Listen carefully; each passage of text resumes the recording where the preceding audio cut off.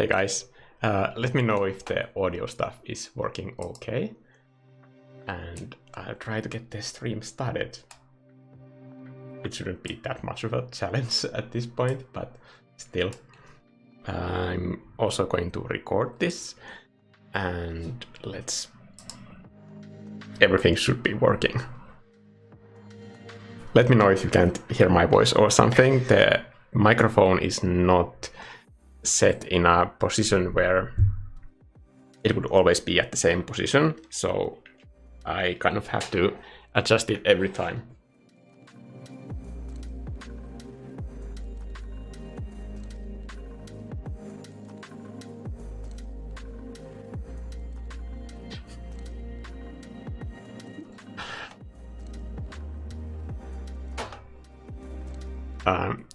This cardboard texture is something that I'm going to probably be using later, but I might as well use it as a base for this painting too. I'm gonna get rid of this one, and then just because I'm gonna blur this. Never do this to a texture, ever.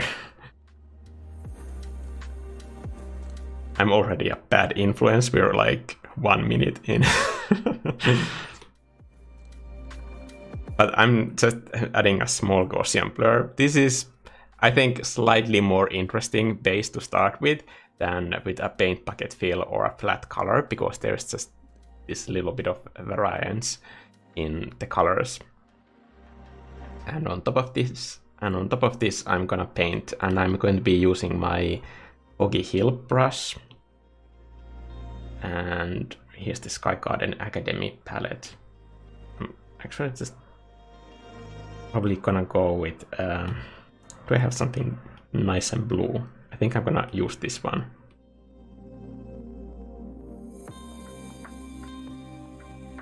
I want to do something blue, so that's why I started with a warm base. Because this brush, I'm gonna show this kind of up close. This brush has a lot of texture in it, so when I'm painting on a complementary color here, almost, it kind of shows through, and that creates that simultaneous contrast when the value difference isn't that big, and it makes the whole area seem a bit more vibrant, which is something that I like.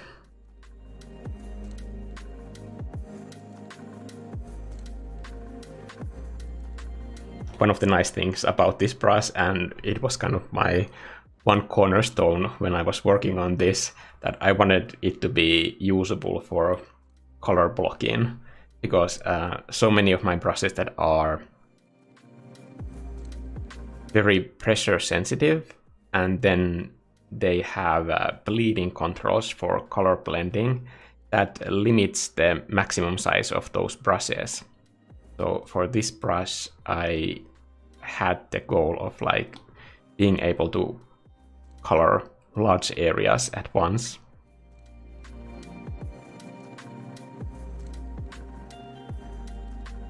How is everybody doing? I understand that this is probably not the ideal time for everybody, but I am thinking of doing different time zone streams more in the future. I think if I can get all the systems set up so that I can just wake up and eat my breakfast and start a live stream, that will probably be ideal for most people in the world. But I live in Finland, so the time difference is what it is. I can't be painting in the middle of the night. I've noticed that sometimes when I try to optimize for Northern America time zones by live streaming in the evening or during night here, I get so sleepy that it's really hard to be on camera during that time, because in my normal life I go to sleep around like 10, or yesterday I was probably asleep by 9. That was just because I had so much awake time before that, because Vivi kept me awake. I think she had some kind of a stomach flu, so I had to go and take her out on a walk.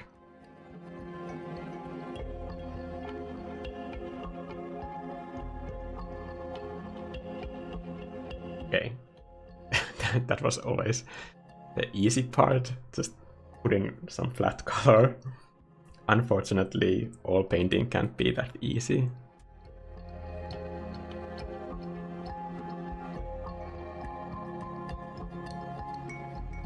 If I have enough time, I'm gonna show like one more texture trick that can be used with this texture, but it can only be applied in the later stages of the painting, so I will probably do it at the end or near the end of this stream, but we'll see how fast I can go.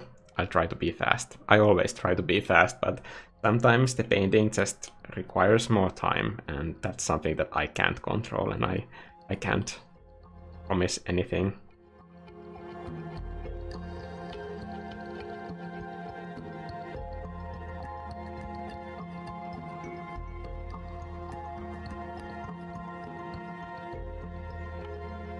Where did that go?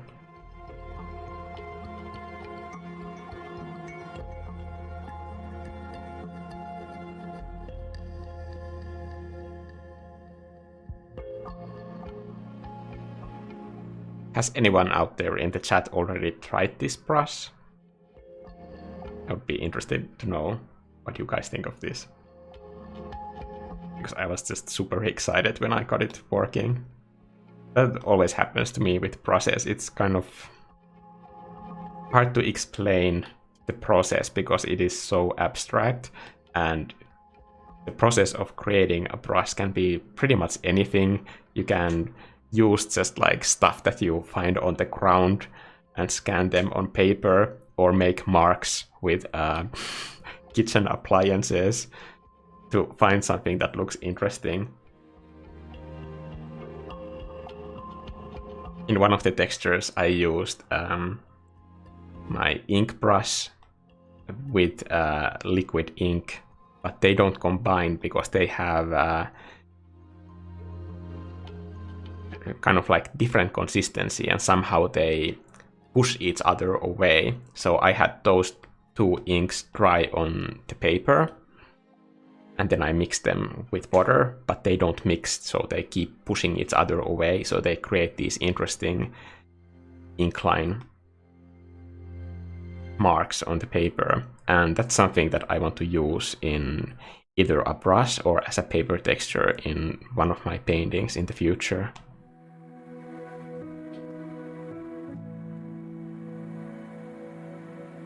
But when I'm making that stuff, obviously at that point I'm not thinking about a finished painting yet. It's just something fun to do, and I love the fact that this process has like so much possible experimentation.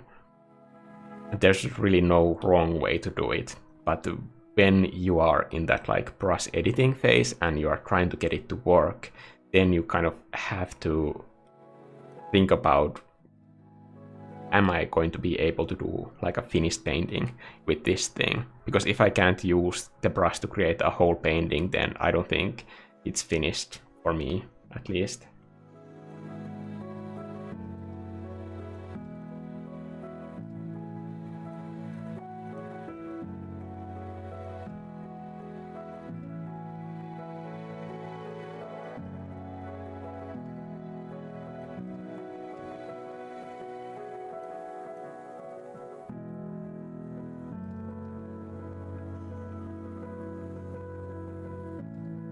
I'm just wondering about changing the resolution, but I think I have a workaround for that.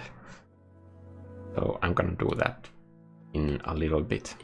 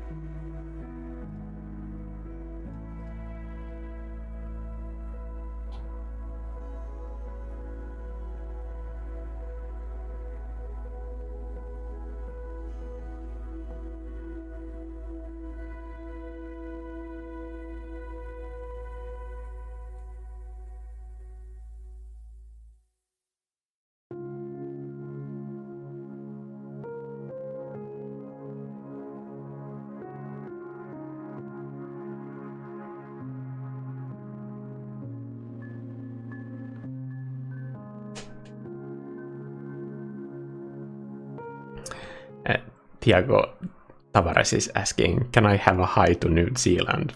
Yes, you can have a hi. Hi.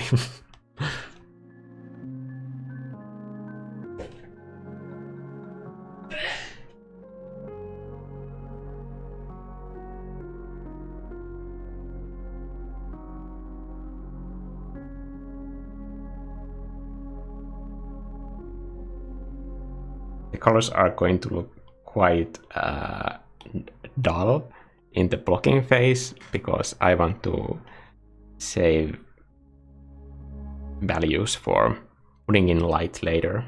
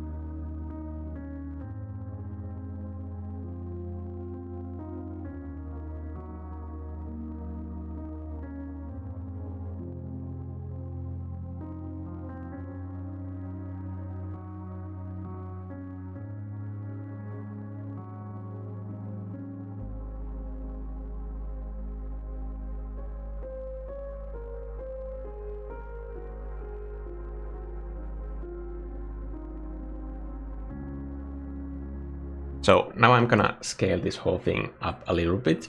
But before I do that, I'm gonna go into this texture and put it into the copy memory. This should work. And now when I go into canvas settings, I always forget to press this toggle, and then you have to do all the settings from scratch.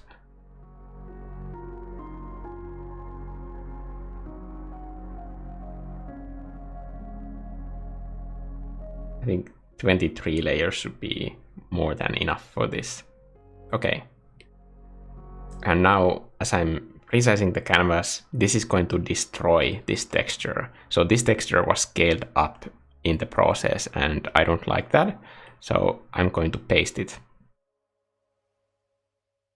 This is the high resolution version of the texture. And because I had it in the paste memory between this transition, now it's preserved.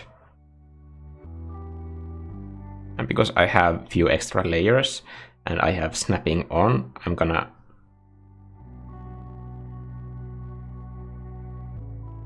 make this fit the entire canvas. As you can see, this is a tiling texture, so you won't be seeing any seams in this one, as long as it's perfectly aligned to the edges.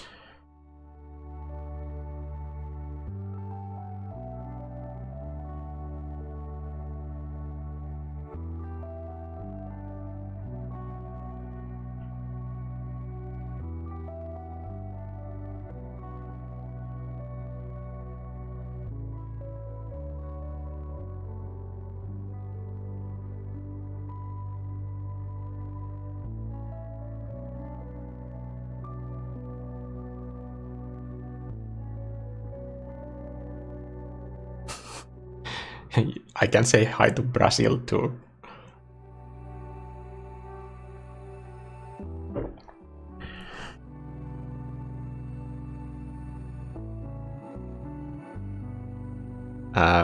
I'm drinking coffee, as always.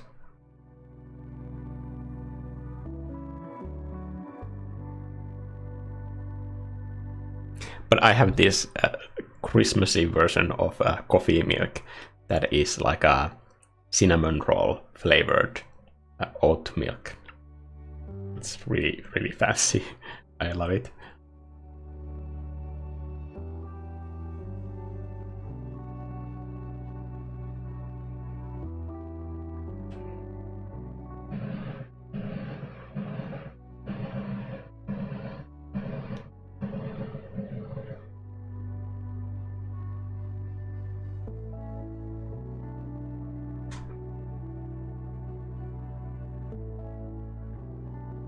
Sorry about the sound of trains.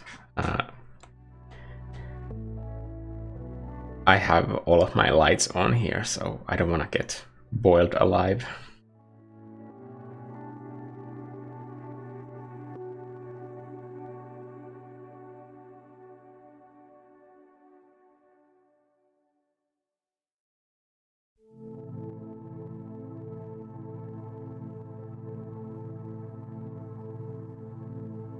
I really hope that I can get some kind of a cooling system happening before next summer, because last summer, as some of you might remember, I didn't do almost any live streams because it was so hot in here that it was just not possible to do a live stream, because the room already gets quite hot when I do live streams, and it was so hot to begin with that I was basically in my underwear for the whole summer.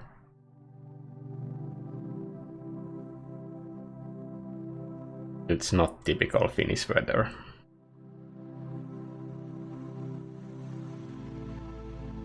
But summers have gotten so hot during the last few years that it's completely different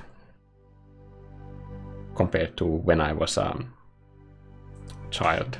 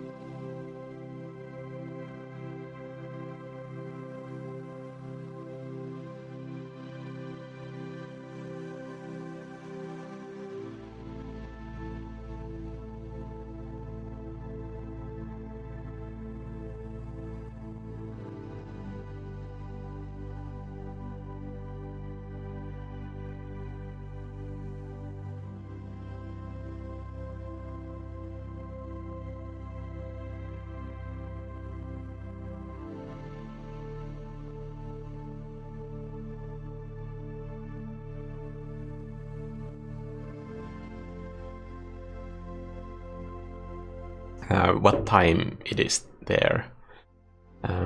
Here it's 11:30 right now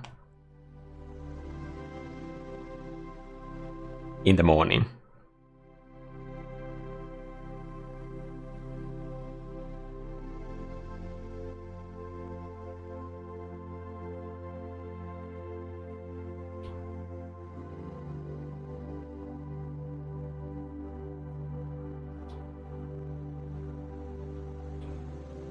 I just need to get a lot more stuff blocked in so that I can kind of see what I'm painting.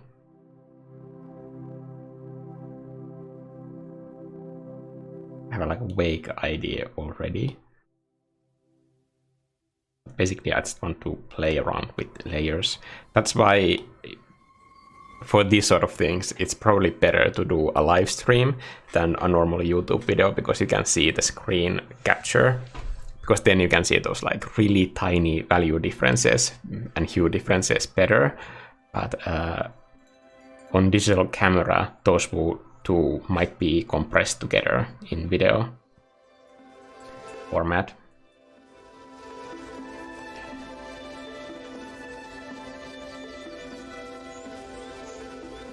But I'm doing those small hue differences so that this like big area of same colors, that it looks a bit more interesting. when viewed up close.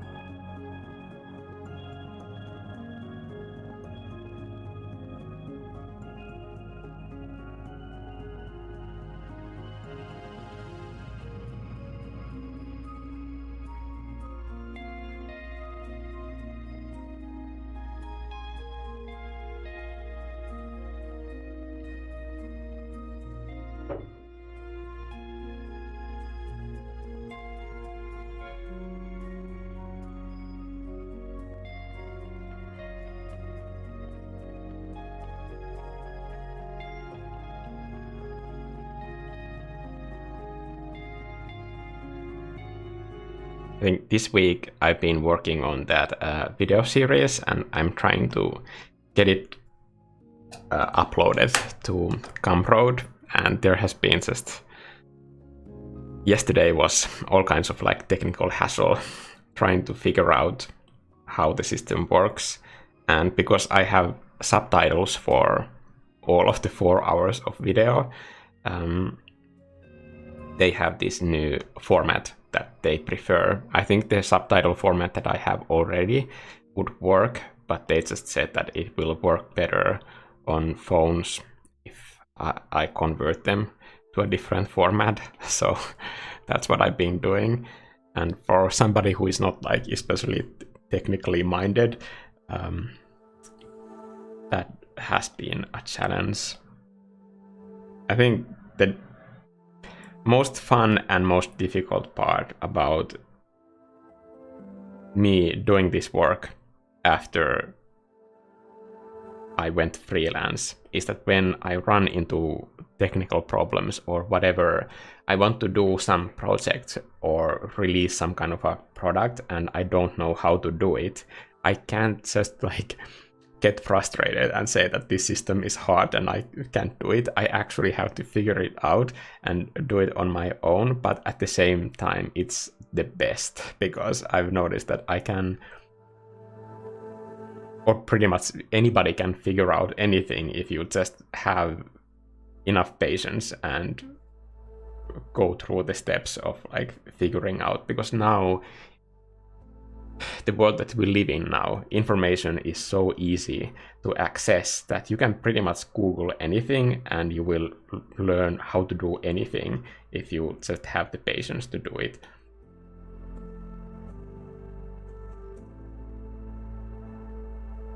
So all of this, for example, I remember that when I started doing live streams, I did live streams by using my old iPhone 10 in a public library and this like cheap stand that I had the phone on, and I had rented that room for 1 hour to do the live stream. So when the hour was up, I had to get out of that situation because I couldn't keep the room anymore.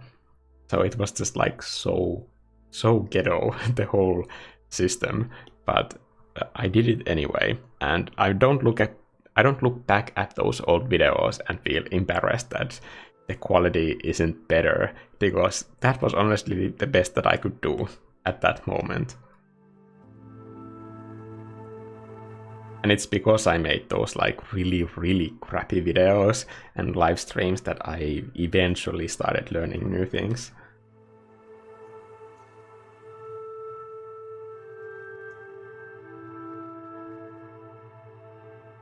I think I can afford to go a bit lighter with the local colors, because I'm still all the way over here in the palette.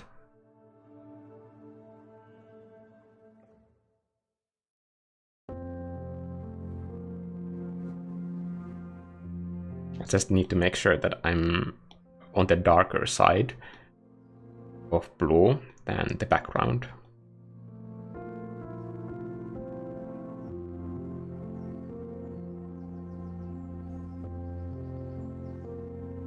It doesn't really matter what kind of colors you pick for your painting, it only matters what they look like in the painting. So, for example, with complementary color contrast and with gray, you can make green look red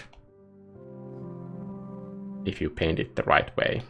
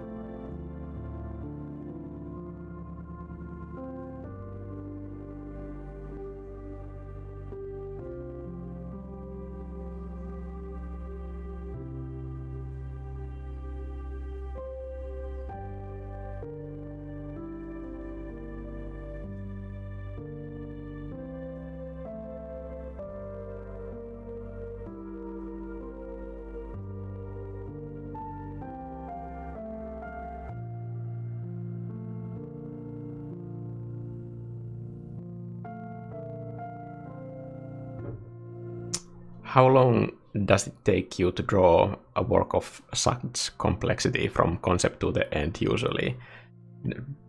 100% depends on the style of the piece and the subject matter. So there is no like, this is how long it takes for me to finish a painting. I think those sort of questions in my videos are kind of silly. Like, for example, in a lot of my videos, somebody always asks, how long did this take you? And when I answer those questions, I think they assume that that is the same time frame for all of my paintings, and it just couldn't be further from the truth. For example, for these live streams, I tend to manage my time so that I can get the visual impact point done before the live stream is over. My goal is never to finish the painting, but I try to get it to a point when people see it online when I post it to my Instagram that it still looks like the same painting, that I have only polished the edges and finished the details and done the color editing, all of that time-consuming stuff. But for example, the isometric illustration that I posted a few weeks ago. How long ago was that? Anyway, that took me an entire week to make. The drawing part was quite easy. I did the SketchUp frame in 1 hour. There's a live stream of me doing the SketchUp frame on the membership videos. But getting the colors into color harmony in a piece that has so many things, that takes the most time. It's not about just like filling in the areas with color, but it's about filling them in with colors that kind of work together. And that work together part was the thing that took the most time. But then there are pieces where the line art itself is the most time-consuming part. For example, when I did a 0-hour illustration, because it's a digital drawing, those lines took a whole lot of time to make, because I really wanted to go for that polished digital illustration look.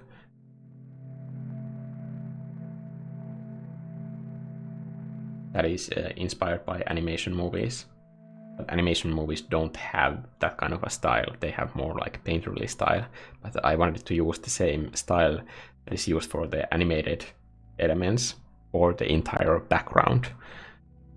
And the whole drawing just took a really long time to make.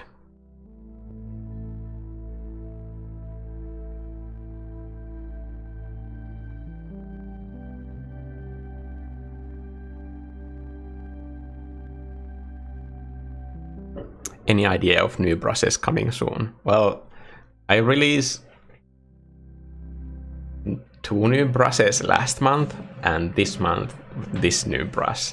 So I am making new ones all the time, but I am right now focusing on my memberships. So all of my YouTube channel members, they get the new brushes that I am working on, and it also helps to keep this process fun for me, because I don't have to commit to those tools for life, and I can do like wilder experiments, which can sometimes be really fun.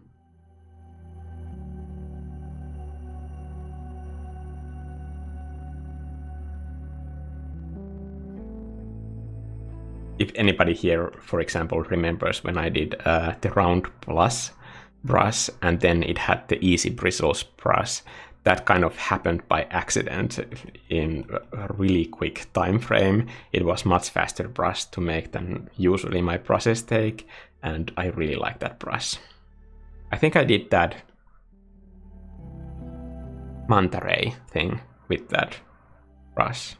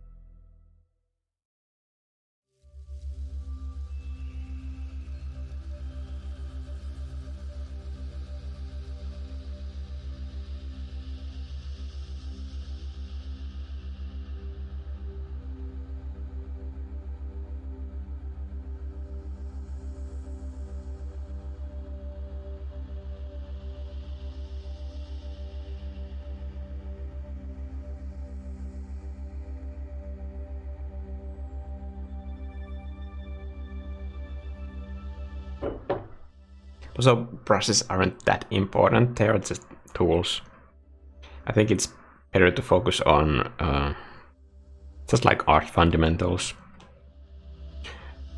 And sometimes when I'm painting on the wrong layer, this is what's wrong with me when I'm trying to form sentences in English while I am painting, that it's impossible to multitask that and remember what layer I was supposed to be painting on. Anyway, I do like these tutorials each month, and I think those are way more helpful than any tools that I make. And also when people just use tons of different brushes, I don't think it's a good idea to go through like a ton of tools, because then you never learn like the specific different kinds of like pressure curves. Like for example, the amount of pressure needed to apply to change the size or to apply color or to trigger the bleeding function of a brush, those can all be different settings. It's not just one pressure curve. Like all of those features in a brush can have their own different pressure curves. And to learn how all of those work intuitively, so that when you make the brushstroke and you absolutely already know what kind of mark you're supposed to be making, and then you achieve that, then you know how to use that brush. But before you get to that point, you need to be using that same brush for hours and hours to kind of like drive it into your muscle memory. So I'm definitely not in favor of like anybody, like for example, don't buy my process if your work method includes this sort of like switching of brushes all the time. Like those brushes, none of them, not even the ones that I release on my memberships, they are not meant for that. Just have that one brush and commit to it. And it will not be as easy as first as later when you have gotten used to it, how it works. And you don't need to keep changing tools all the time. You can paint your own textures, you don't need brushes for that.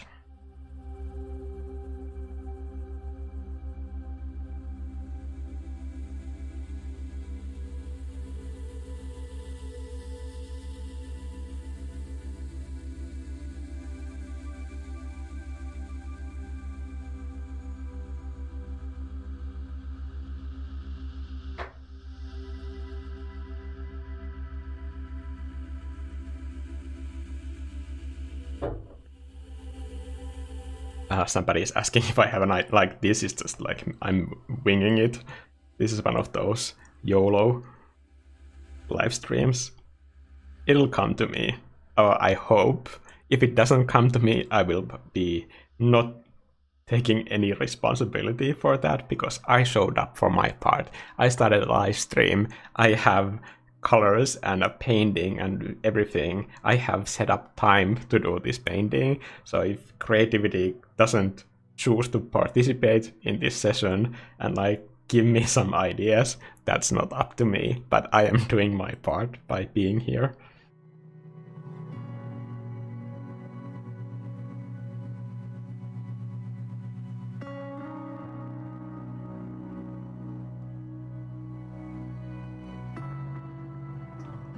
Let it be known that Mikko showed up.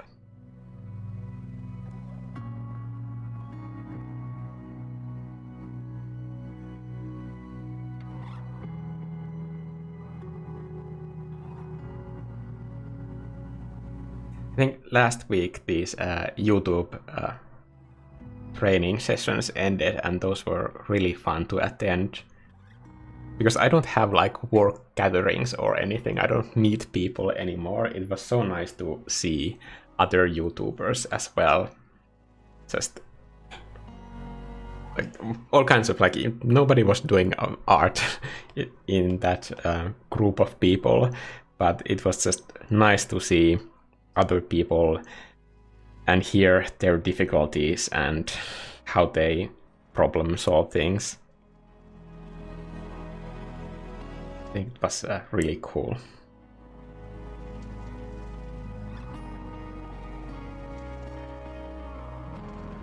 Out of all the things that are creative projects that I have done in my life, I think doing this channel and building it has been the hardest and the most rewarding thing that I have done. But I don't know if that means that I would still recommend anybody to start a YouTube channel, because there are so many things that go with it that I wouldn't want to just like randomly put all of this work onto random strangers' shoulders before I know what's going on in their life. But for me, it has been like really rewarding. And I don't mean that like money-wise, but rewarding in a sense that I've been able to find a way for me to create more art that is not commissioned by anybody, that I can just paint my own paintings more. And I hope that someday that will be all of the art that I do, that I won't have to do any commissions.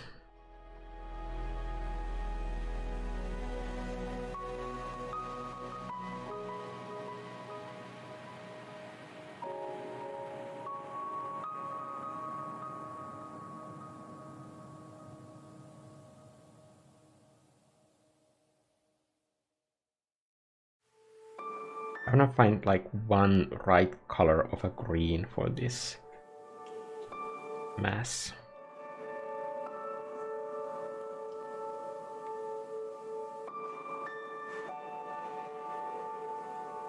It's almost there, but it's like not quite.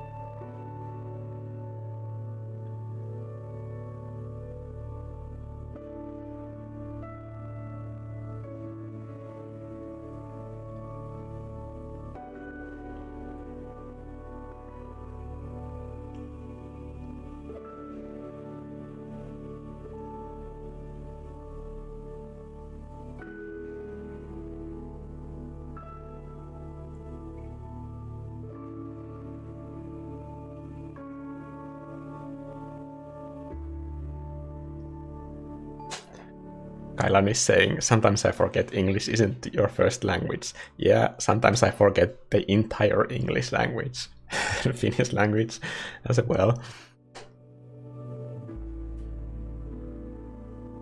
I'm still on the bear brush, so attached to it. When I branch out, I'm like, nope, I have to go back to the bear. I like this blending function. I think in bear brush, it's pretty much close to what I want from a brush that has a blending function in it in bear brush. Now that I'm releasing that video series about Sky Garden Academy, like that whole painting was done with bear brush, and it's really handy when I'm painting those textures and clouds. Like everything is done with that same brush. And I think bear brush is also the most fun brush to start a painting out with, when you just have different random colors on the same layer. This is important. And then you blend them together with the blending function that is in that same brush. You get more of it when you just like use the stylus kind of like sideways and loosely just make a mess. Like that part is always super fun.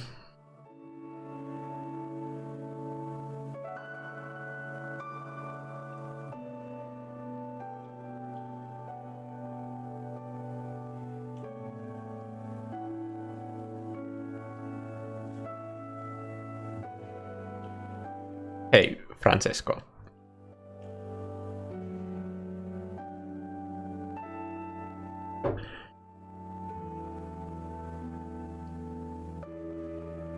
I think the one that Thiago is mentioning, this eagle honk, I don't remember using that one. Did it come with 5.2 update, or has it been in Procreate for a while?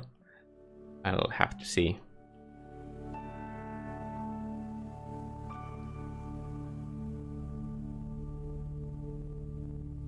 Sorry, I'm kind of addicted to this coffee right now.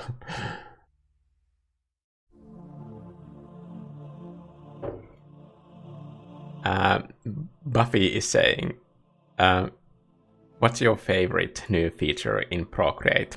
Definitely this one. So when you press this plus button, you get to save different settings for your brush size. Like this is so handy. Totally messed it up right now. But anyway, I've been, for example, when I did that witch illustration, that is my last YouTube video, it has traditional pencil lines, but when I did that ornate frame, I think that was easier to do digitally because I could use the mirror tool to see how the ornament frame looks on both sides at the same time. And I used the size saving function all the time for that, because that brush also had a slightly not opaque, like there was slight transparency, like about 90% or something, so I had opacity also saved for that pencil, but I could match really closely the lines that were drawn digitally to the ones that were drawn with this pencil, my favorite pencil. There's nothing magical about that pencil, but there's just something about the weight of it that really fits the way that I draw.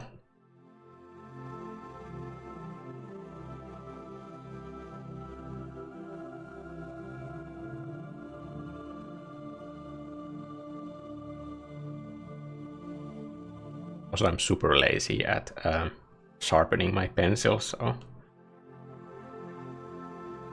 that stays quite sharp because there isn't this wooden part to sharpen.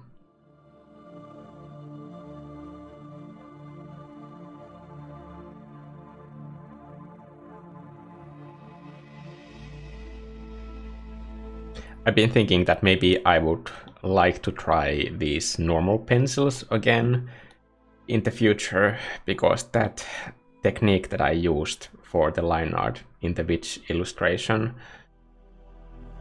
the way that it has this sort of like shading lines that go along the form, those might be doable for the background elements if I had kind of like a dull pencil.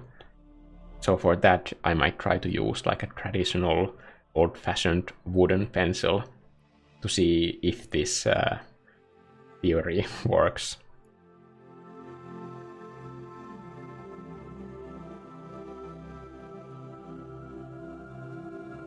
But it's fun doing line art with traditional tools.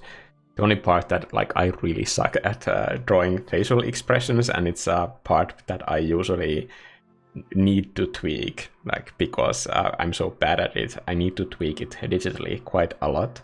So it's kind of like awkward to do a painting video because I know that the face part is going to be changed quite a lot later.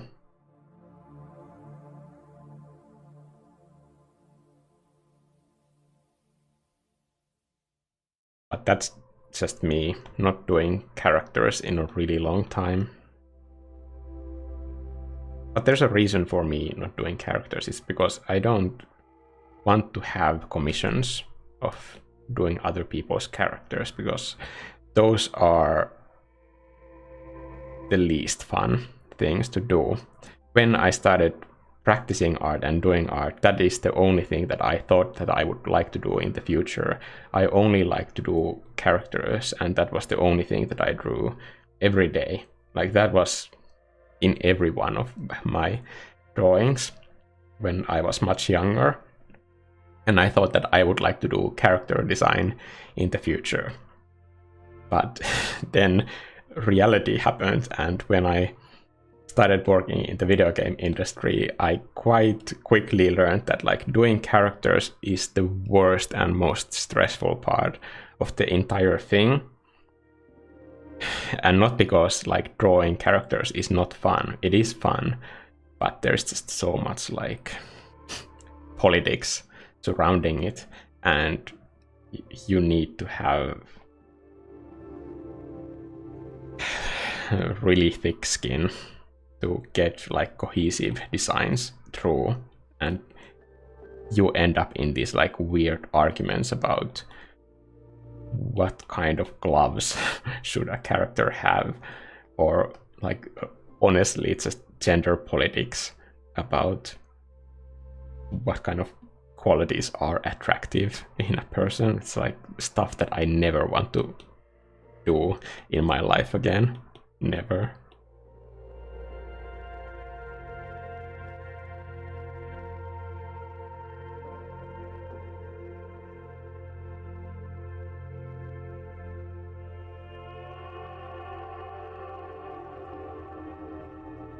I know that this might be like super triggering to some people, but that's fine. Like, this is my life and my experience that I'm talking about. But after I quit doing games, I have done character designs for 2 projects, one movie project and one video game project. But in both cases, the directors were women. And I think that made all of the difference, because I could just focus on doing a person and just a good character design, and that was way more fun.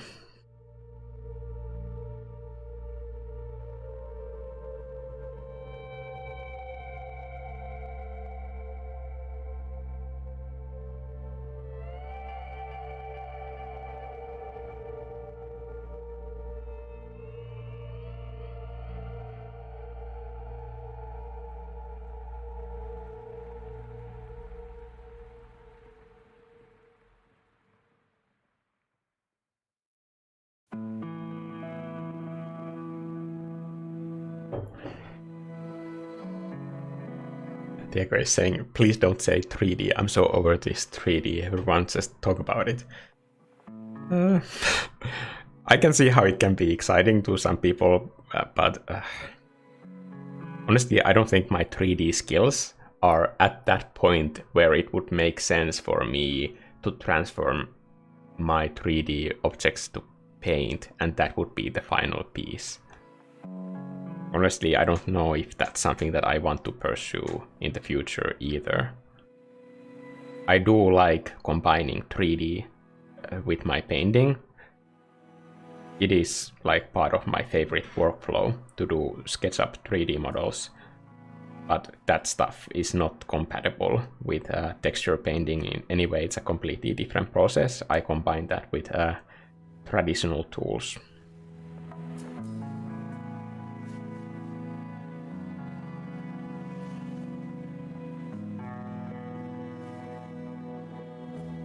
Also, I don't want to say that I never want to use that stuff, because I can see clearly like possibilities where I would be interested in, like, for example, doing a 3D block in and then continuing with 2D tools on it so that I could combine 2D and 3D in that same program. But I don't want to keep hopping back and forth because that workflow is really cumbersome. So there is a possibility that someday those tools will evolve to a point where they will be like interesting and fun for me to use, but right now we are just like not there yet.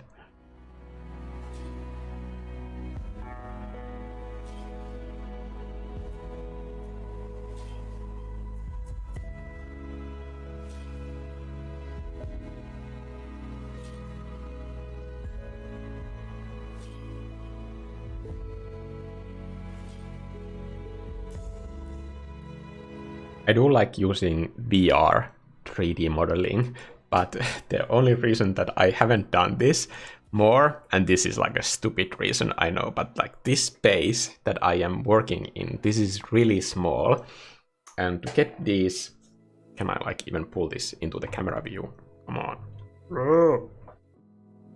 These cameras need to be like so far apart that I just don't have space for it. I need to align the monitors so that I can use my VR tools, and that's not something that I want to keep as a default setup. So I need to change the monitors, and they need to be calibrated every time that you move these like 3D cameras. So for that reason, it's not convenient enough for me at this point. But just for my own reasons, like working in 3D with VR is super fun. I love Quill. I think Quill is an amazing program. And even these 3D apps that Adobe has bought recently, like they are fun as well. I have used Medium before Adobe owned it. And then there is that Gravity Sketch. Gravity Sketch also has some kind of an iPad application, which I installed recently, but I haven't tried it. I can't imagine how that would work on a 2D screen, because it's so tied into the VR experience of how that program works. But I'm gonna try it. But still, like, working in VR is so much faster 3D, and it's surprising how like easy it is compared to, like, for example, working in Blender.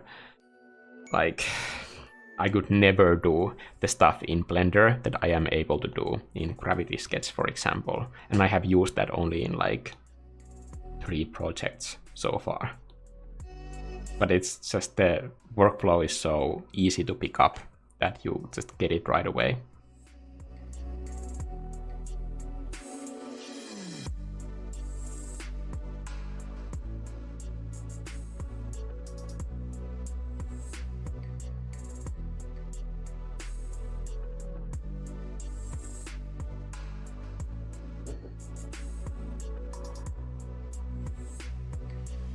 Eaglehawk is on drawing process.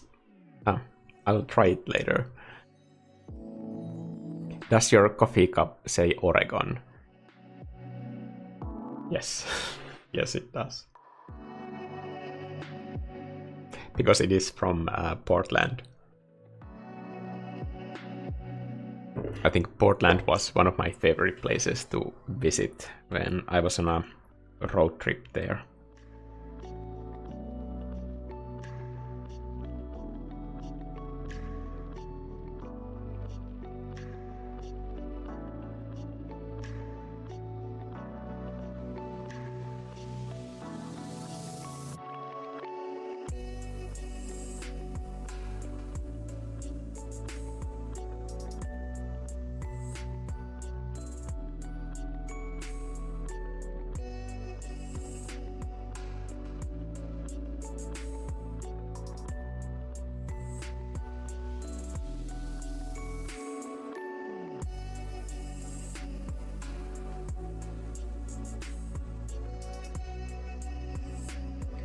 I really like this track for some reason. Relaxing.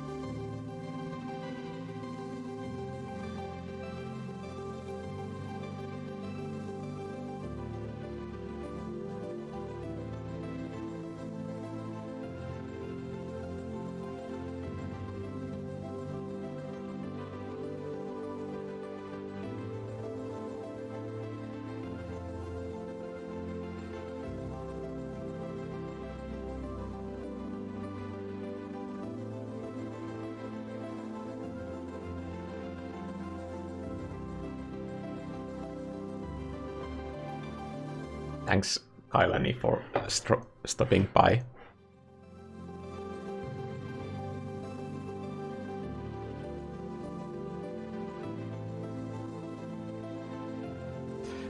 Thanks for liking my bears, Buffy.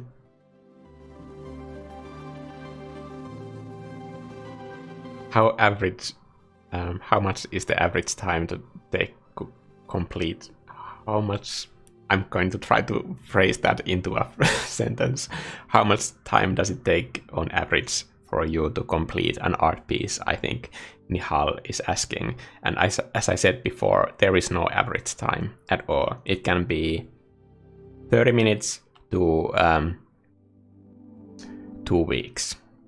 That's the average time, and that depends on the subject and the technique used in it. Usually when a client asks me about what would it cost for me to do a project for them, then I usually direct them to my Instagram gallery, and I try to encourage them to find pieces that are close to the painting that they would like to order and the style that they want to see in that painting.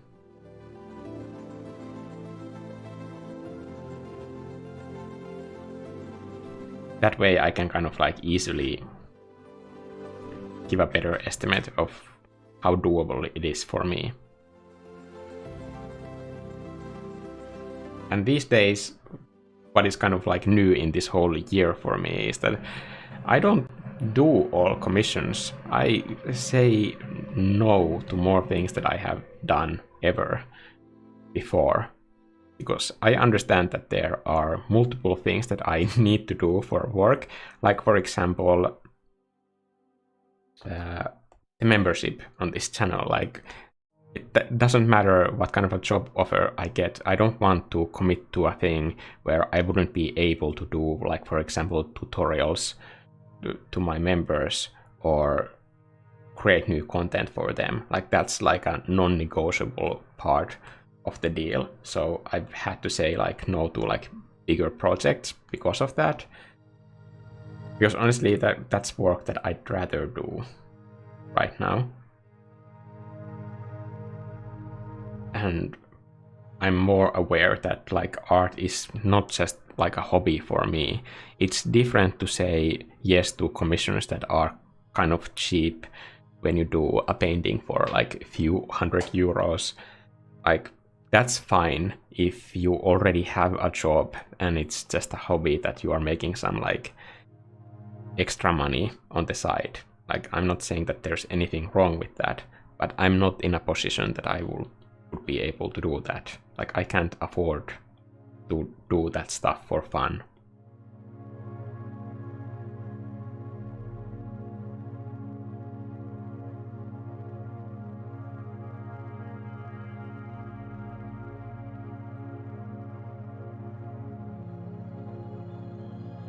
And then there's like the harsh reality that maybe clients don't like to know about, that when you have a client that doesn't pay enough for the commission, they are the hardest clients to work with.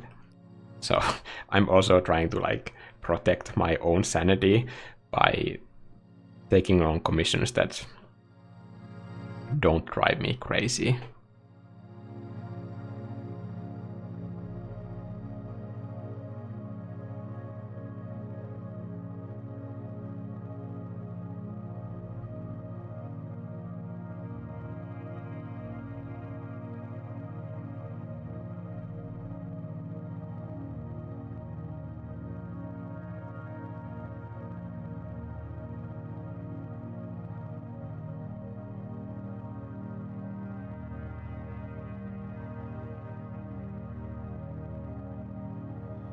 What is an XP Pen Pro? I don't know what that is. Is that for a graphics tablet?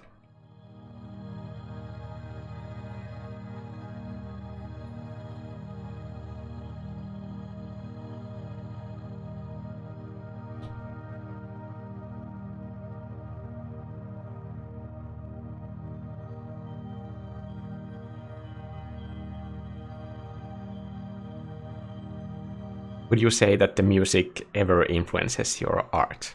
100% of the time. Absolutely. It doesn't happen to me with every track that I hear, but quite often I like, this is beyond my language skills to explain, but I see the music when I hear some songs. Like, I mean, like every sound creates images in my head, and I see those images. And the weird thing is that like if this is like a stronger experience for me, like it might be a song that I really like, then those images will be the exact same every time I hear that song. I know a track from over 20 years ago that is a EDM piece that I really like, and when I listen to it I still see the same thing, and I've been now thinking that like I am ready to paint it. When I heard it the first time, I was kind of like mesmerized by this like thing that I saw every time I would hear that track. But I knew that like my skills aren't there to paint it yet. But I now could, like, I should do it. Just because like it's so strange that when I hear it, I still see the same thing. Like the exact same thing.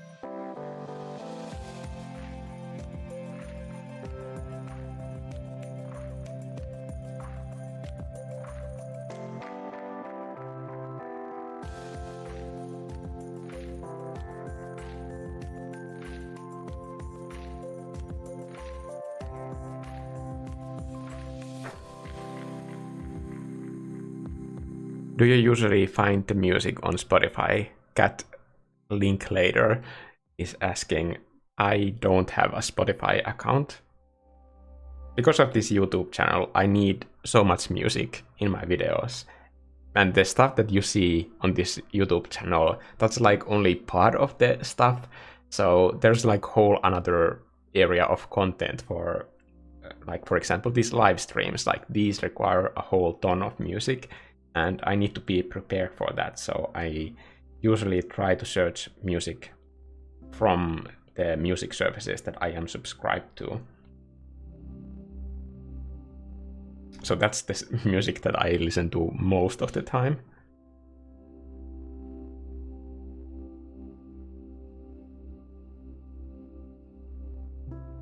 And the quality is like so good that sometimes I think that it's kind of a shame that they are like stuck into these music services, because some of the artists definitely would deserve like more visibility. I've probably already said this like 1,000 times on this channel, but for example on Epidemic Sound, that's one of the 3 music services that I am currently subscribed to. On Epidemic Sound, they have this artist called Brendan Moeller, and I've never heard a track from him that I didn't like. And he's been doing music for decades now. And I've never heard of him before I subscribed to that service.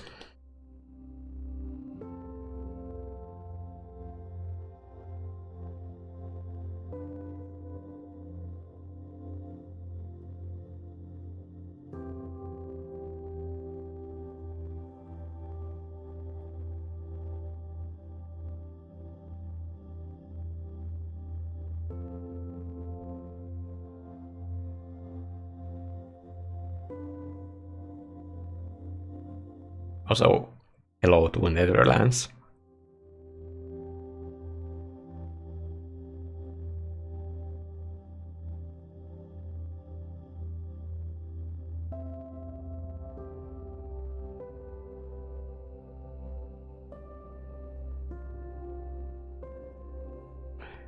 I have no idea what that last question is.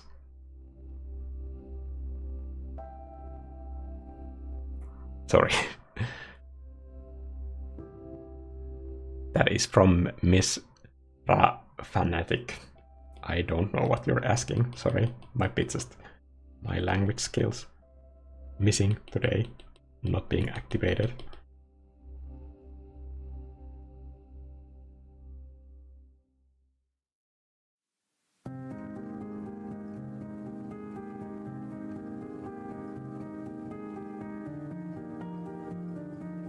All the missing sentences stuff happens to me in Finnish too. I've noticed that when I get like really excited about something, I start talking before I have figured out how this sentence is going to go. And that happens to me in English as well. It's not great.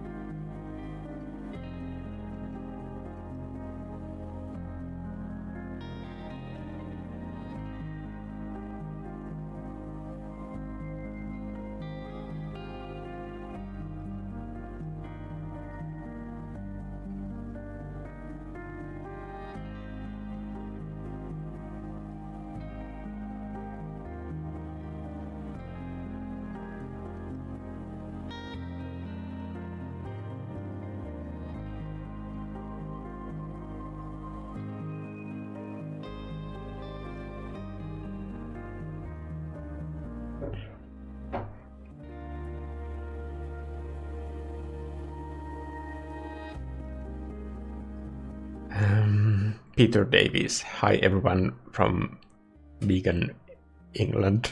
That is probably pronounced differently. You probably don't say it vegan, like vegan. Is it vegan? Mikko, with 2 Ks. With 1 K, it is a Japanese shrine maiden, and I am not that, obviously. Why are you not tempted to use texture process? Meditative to watch you work. I think this is quite textured brush, don't you think? Like, is this not textured enough? I think this is textured. But I guess you mean why I like to paint my own textures. I used to use like all kinds of like textured process for different materials. I thought it saved time. But in the end, when you go in and fix all of those areas by hand, it always ended up taking the same amount of time. And personally, I really hated the idea that like someone else's painting would have the exact same shape, leaves or clouds or branches or gravel as in my paintings. So that, like, ugh, I just don't like that idea. And it's so fast to do it yourself. Like, for example, I see this in student portfolios so often that I'm going to show this as an example. You know, like those grass brushes when people have like a grass brush that has like blades of grass, like this, like one single blade or like several, and then they do a brush stroke in the foreground and then they blur it a little bit. Or they have the same kind of effect with foliage on the upper corner where they have like handful of leaves done with a leaf foliage brush.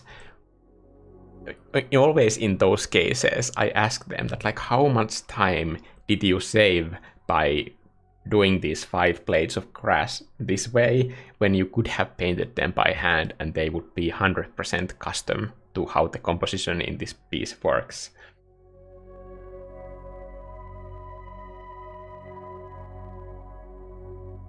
I think in those cases it's always like a non-brainer.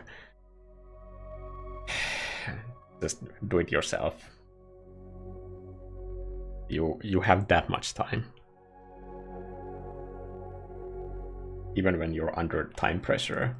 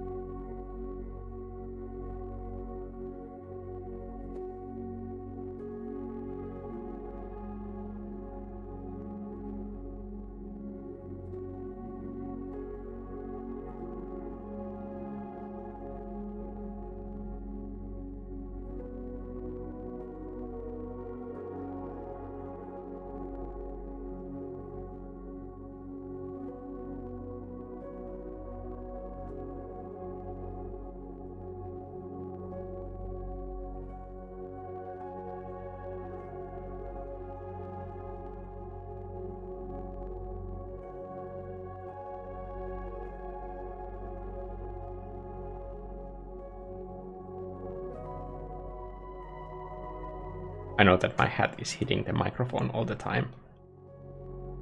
Maybe it's too close.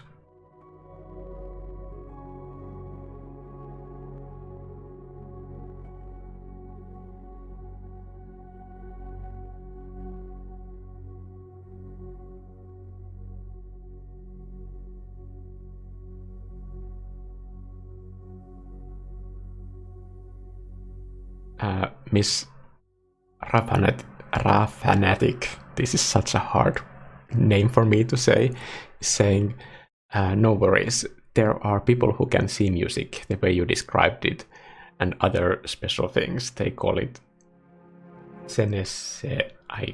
I'm gonna give up on that definition. When I first heard about it, amongst all the varieties, I really wished that I could see music too. I think some people can taste words. I have that. Oh, I think I got the connection from this iPad. Sorry.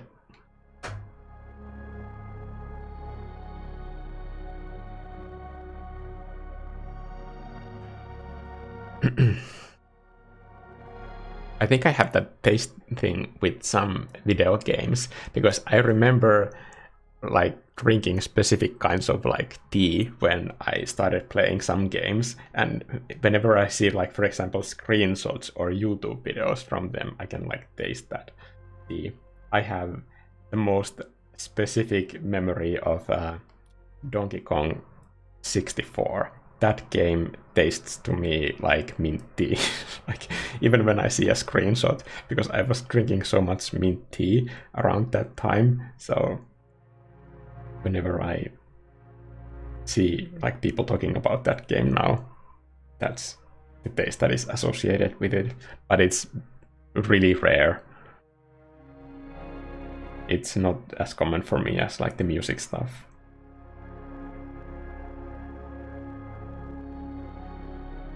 I think it could be cool if that was applied to everything, but for me it's just a few things.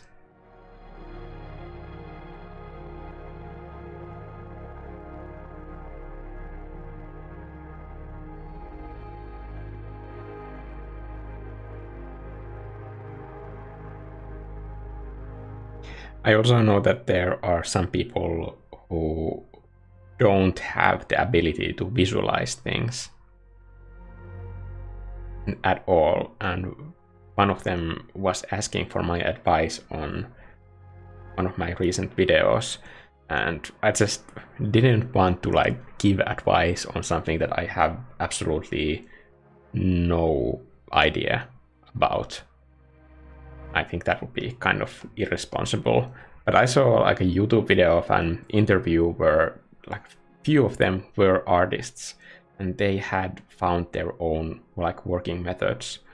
So I think there are ways to work around that, I guess, for some people, but still, I don't want to give advice on something that I have absolutely no experience in.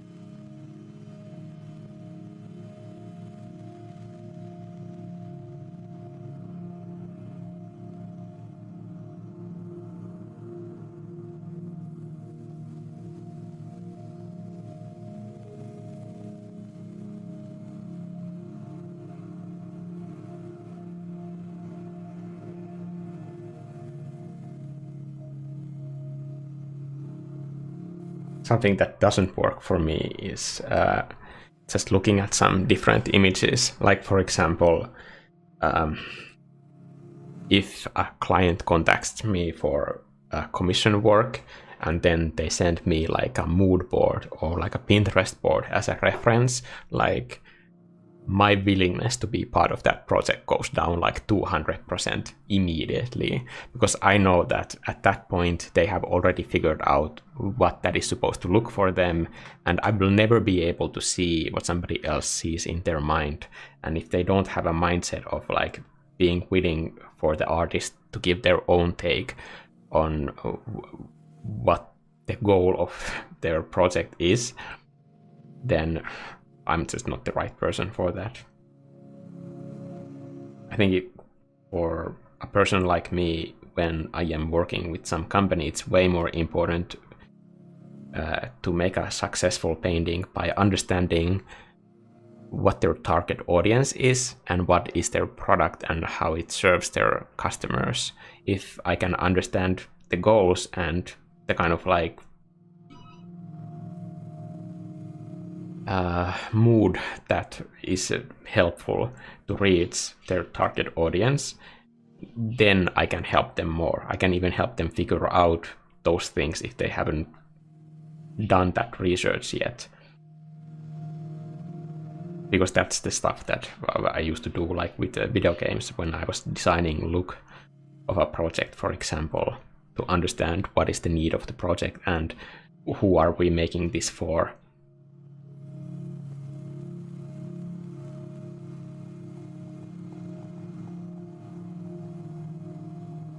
But for me, watching images of like some already finished artworks, that is not inspiring for me. If the goal of that watching is to think that I'm gonna need to do something similar next. But of course, I like watching art. Art does inspire me, but it never inspires me to do the same kind of art that I'm looking at.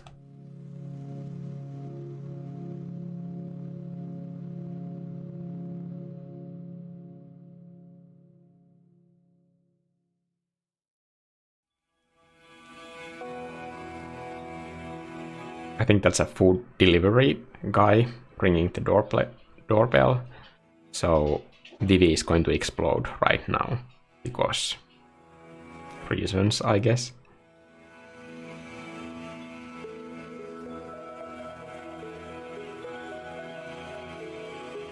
It's the most exciting part of the day if somebody comes through the door or there's like any door activity at all.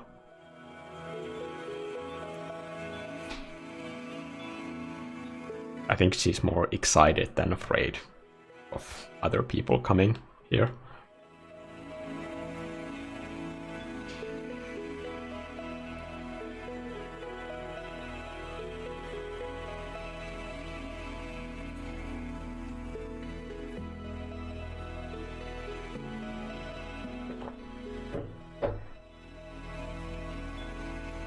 Ricky K saying hello from Canada. Hello to Canada too.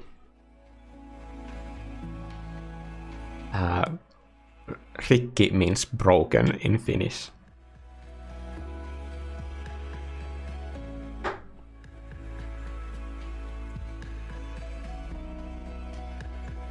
Do you think companies and designers will be more open to Procreate?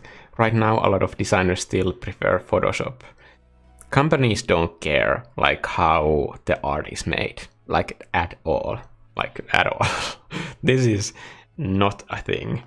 When I was younger, like when I was applying to my first jobs, back then, like 1,000 years ago, when the dinosaurs were roaming the planet, then you would have to write stupid things in your CV, like I know how to use Photoshop, or I am proficient at Adobe Illustrator. But these days, like, no one cares.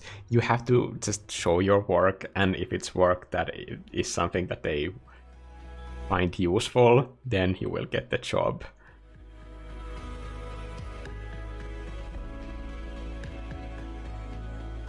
Unless you are working like with 3D or animation, and the company might have licenses for specific products, then they might care more if you're able to use the products that they have already paid for.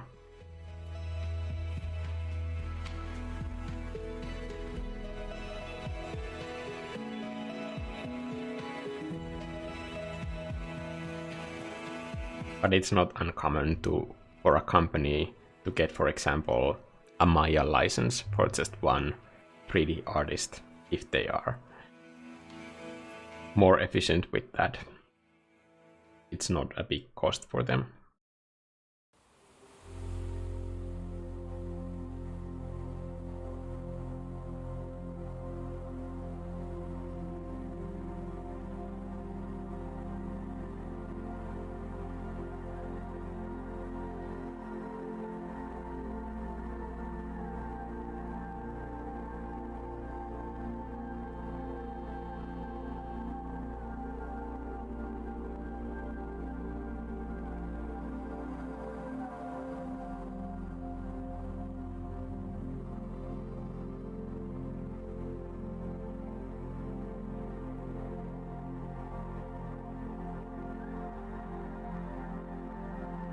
Somebody was asking about my favorite features of Procreate, and I have to say that while this won't affect me at all, I have taught art classes where in several years there has been a few students that have a specific color blindness. So the ability to go into these bigger card mode of palettes like these and see the actual names of the colors, I think this is going to be so helpful for those people, and I'm really happy that that feature exists, even though I won't be needing it. But I know a lot of people who paint and who have color blindness and would like to know the color name, so like having this feature is like super helpful. I think there's also a way in the settings that you can set the color picker to show. I'm gonna use that overhead cam. I think there's a way for the color picker to be shown here in the top bar, but you have to do it in your iPad settings. When you go into Procreate settings, you can do it from Procreate, but I think it's there in the settings that help.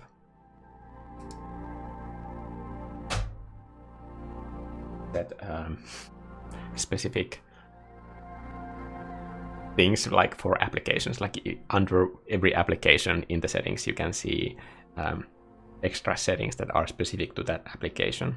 So I think you can find a tutorial for that process in Procreate's own Instagram page.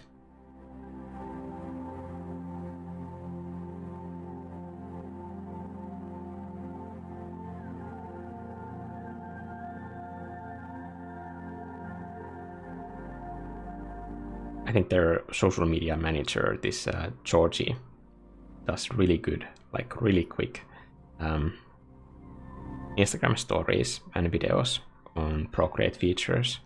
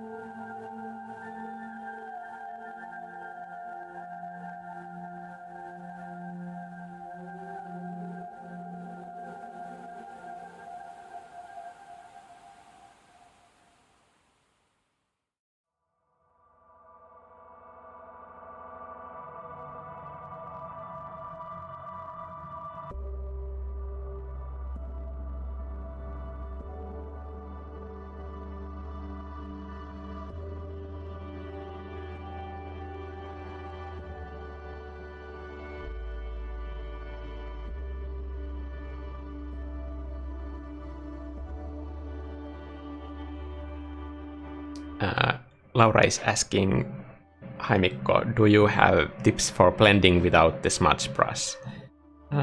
Use pressure. Make sure that you have set your pressure curves. I'm gonna show my own pressure curve. And it is here.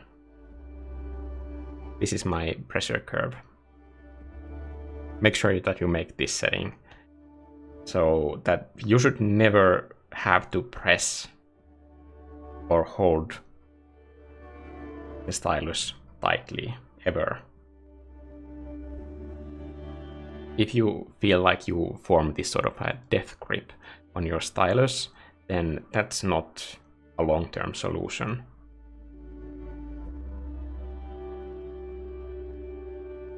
And if you develop, like, for example,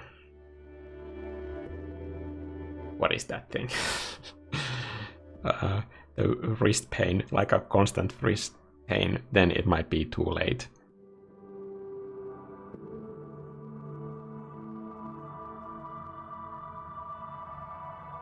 Same for musicians. If they don't find, like, for example, the right way to play the violin, and if they break their wrist, like, they can't heal it later, because they need to constantly use the violin as their main job tool. But if in the beginning you learn to play the violin in a way that you don't develop this wrist pain, then you won't have to deal with that problem later. But it can be like career ending if you don't go through those steps.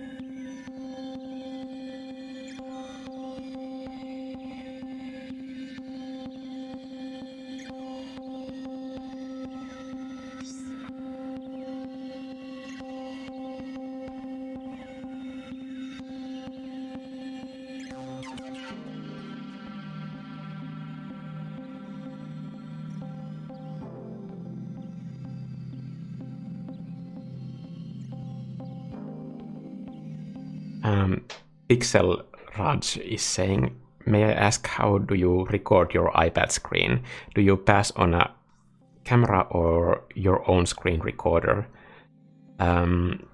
This we are all in a Zoom meeting. So I start a Zoom meeting with myself, and then I press share screen. And because I am streaming through OBS Studio, I just set that window that is set for Zoom as the source for the screen recording that you see.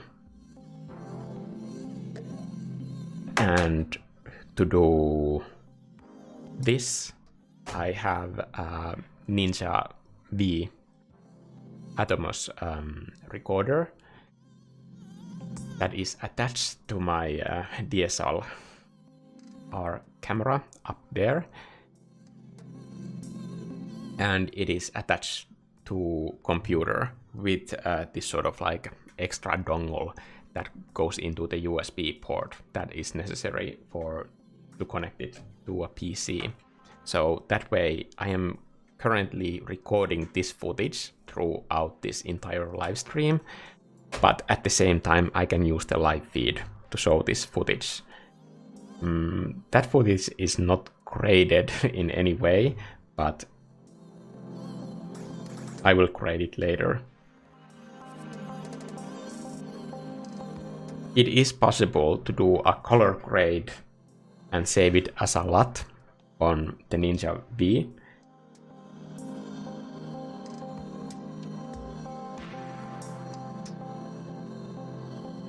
And have that like be applied in real time. So when you are, for example, shooting with your camera, it is possible in theory to see how that footage would look like after it has been graded with your own LUTs.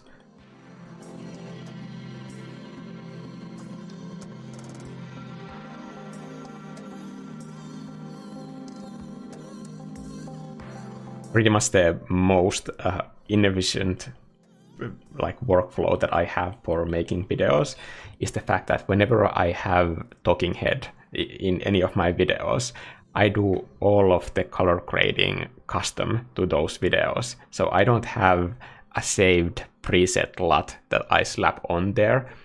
I do it for every video separately. And I know that this isn't like time efficient, but I do it because that for me is the most fun part about editing video. I really, really like doing the color grading. Like it is for me just as much fun as painting. And because I am not running a vlog channel, like this is not supposed to be a reflection of reality in any way. I go completely crazy with them. Like the colors, like those are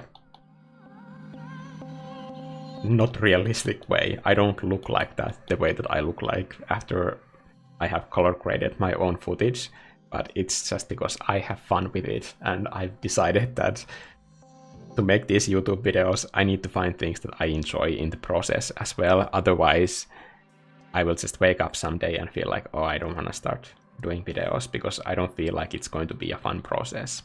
That's not what I want to happen to me.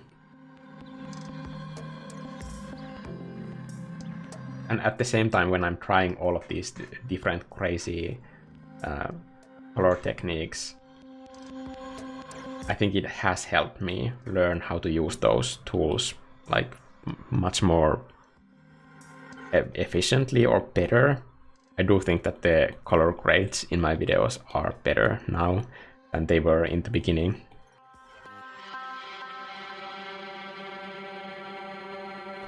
And it's stuff that you probably don't notice. Like, I'm gonna show the overhead. This is what the footage looks like when it hasn't been graded.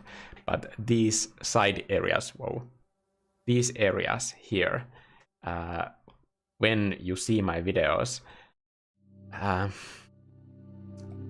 remove saturation from the table so that the shadows don't have these sort of like purple lines.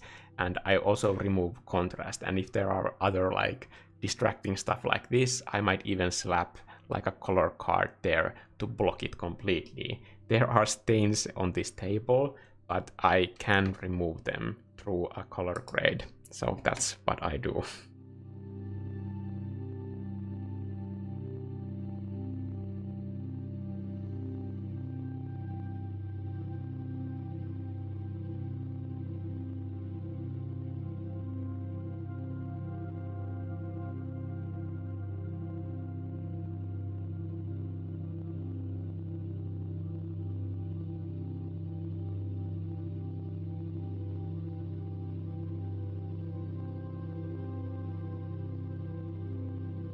I hope that answers the question.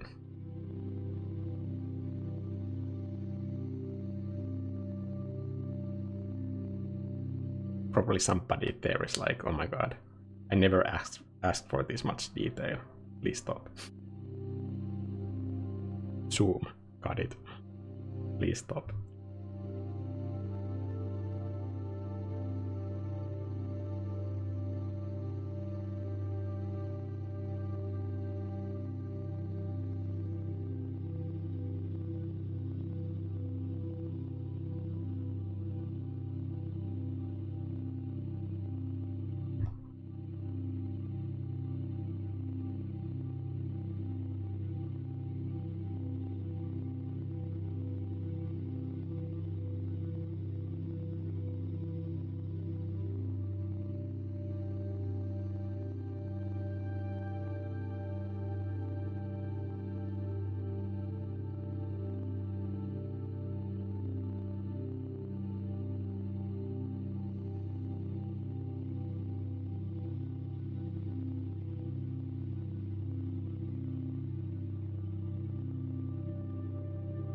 What was the scariest part of starting your art live streams?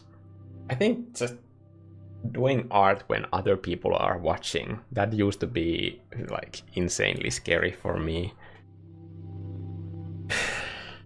And I never got used to it before I started doing live streams. So obviously when I started doing live streams, I hadn't gotten used to it, but I decided that if I ever want to do this, this is something that I need to get used to.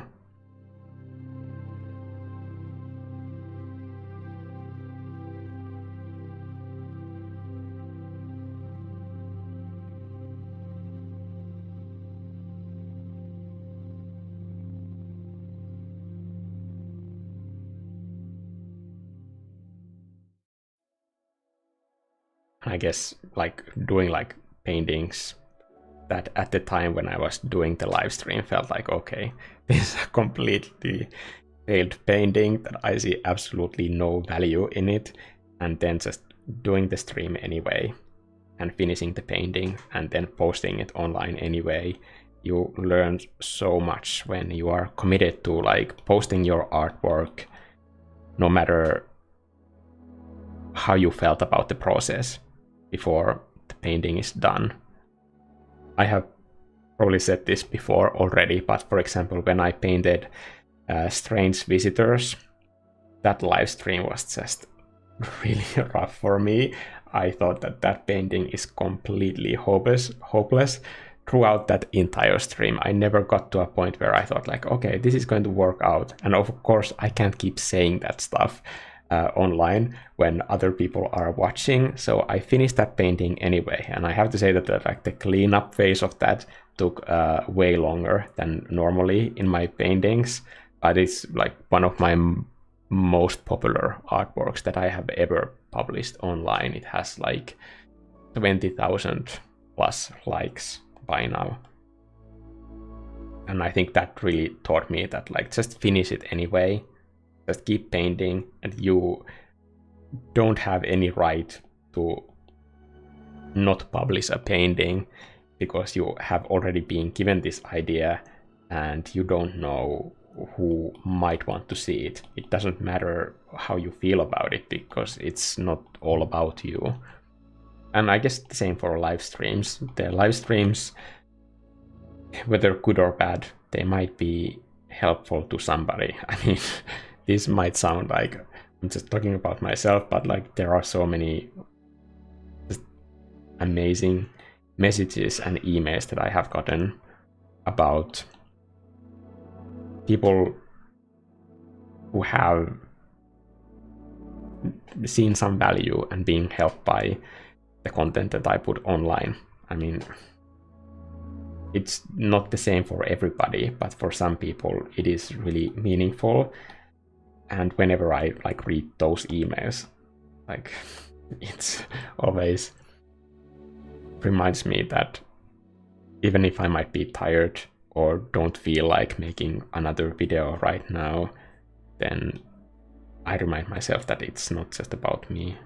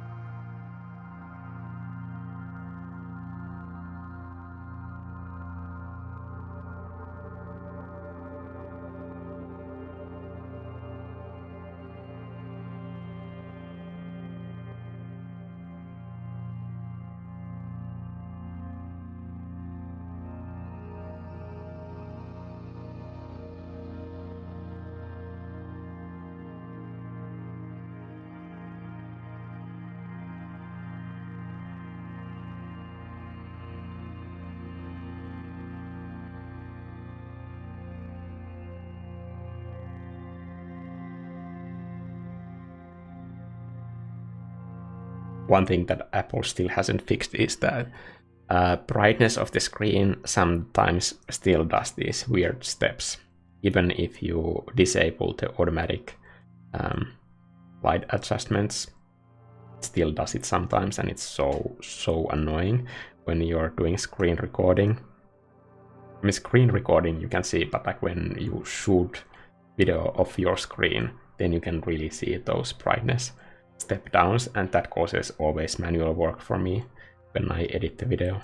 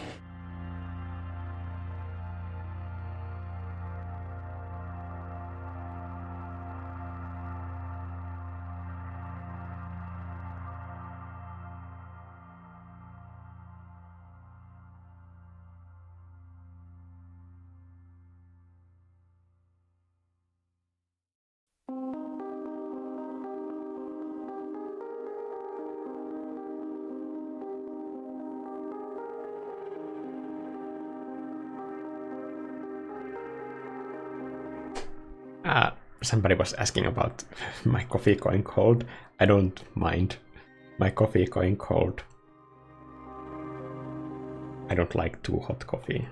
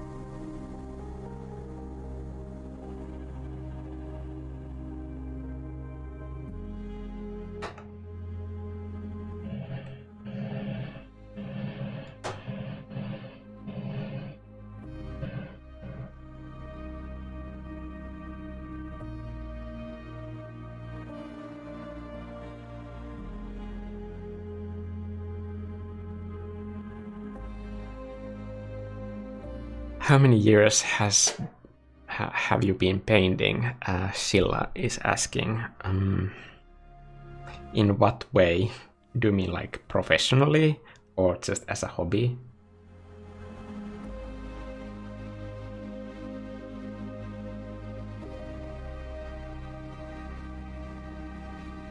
What do you think is like serious painting? I mean, I'm asking this from the chat, from everybody. What do you think is the moment when you would consider that you have started painting? Like, what does that mean for you? Is it like when you start painting every week, every month, when you start painting with the intention of getting better, of becoming an artist? What is that moment for you? Because this is not the first time I'm getting this question, but I don't know what I would consider like starting. When you are a child and you're just like playing with colors on your paper, you probably wouldn't think that this person has started learning art, because they don't even know that it's a skill at that point yet.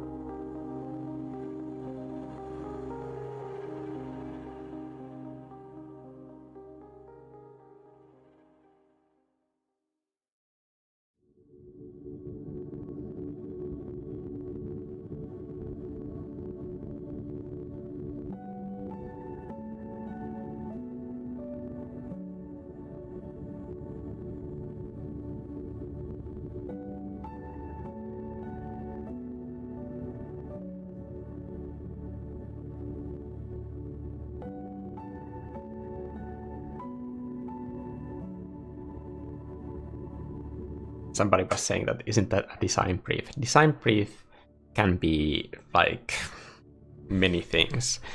In most cases, the design brief is like the specifications of the product. Like, for example, if it's a package design, then those specifications can include like exact measurements, the information that needs to be there in the final piece, or like information about the purpose of it and what is requirements for it.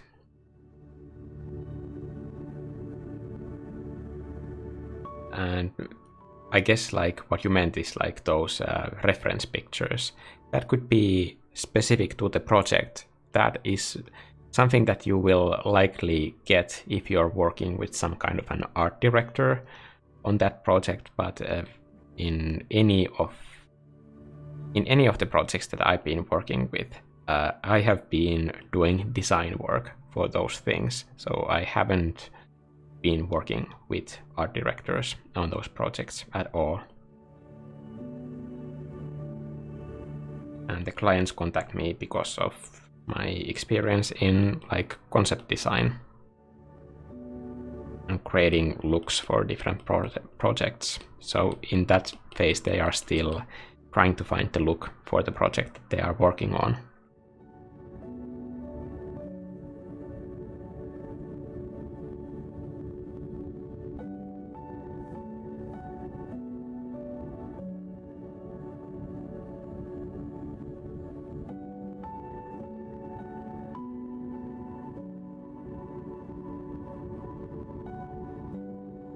Also, I'm not saying that there's anything wrong with those types of commissions where you just get an endless amount of reference pictures that you are supposed to cram into one piece. There's nothing wrong with those commissions or people wanting paintings like that. In those situations, I just say that I'm not the right person to hire for that job.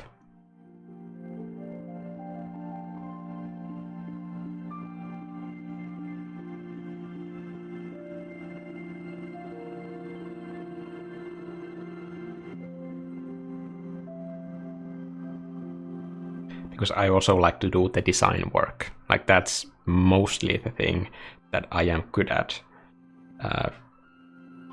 When people try to hire me to just do a picture of a thing, then it's not usually a good match.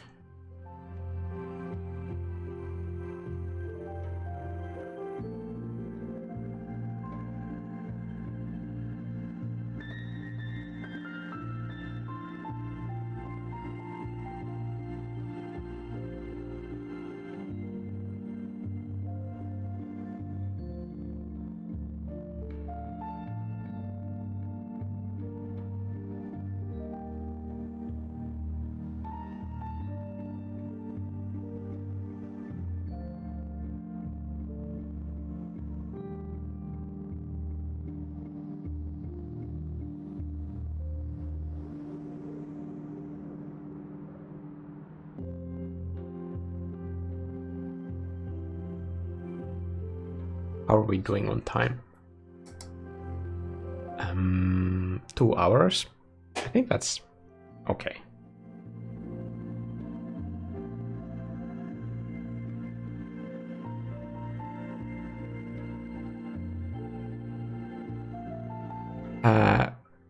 Julia is asking, hi Mikko, which one do you think is better? Drawing on iPad's Procreate or on display pen using Photoshop or Clip Studio Paint? Whatever you feel more comfortable with. I don't think one is better than the other. Like, those are all the same thing. This is also what I think about all the painting programs when people are so passionate about like either Procreate, Clip Studio Paint, Photoshop, or there's this like art studio or something. There's one program that people ask me to use all the time. It doesn't matter. Like, they're all the same. Whatever you feel more comfortable using and you like using, use that. Doesn't make any difference. Workflow doesn't change in any way. Like, they're pretty much the same. Like, just the button layouts are different. That's it. It doesn't make sense to make product reviews about any of them. Just use the one that you like. I don't recommend Photoshop for painting.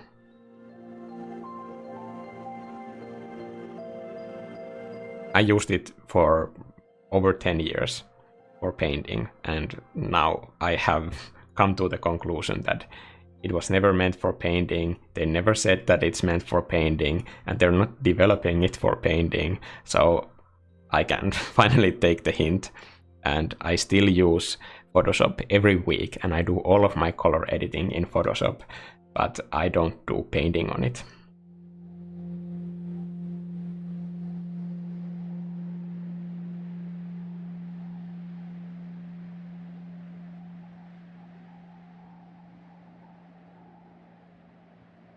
There's something about the eyes that I really don't like.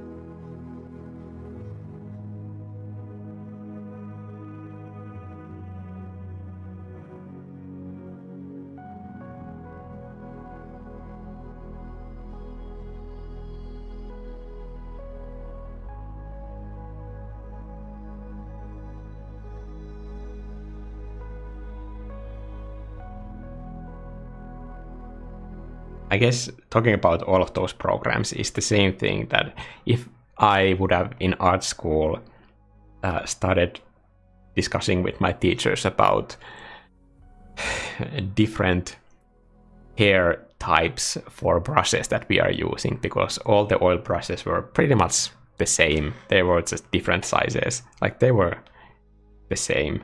So that if I had like some passionate opinion about we need to use this animal for oil painting, then they would have said just like, okay, you use those if you feel more comfortable using them, but that has nothing to do with what we are learning here or what we are doing, so we are not going to spend any more time on this nonsense, and especially we are not going to make some statements that would make everybody use the same process that you are using, because it doesn't make any difference.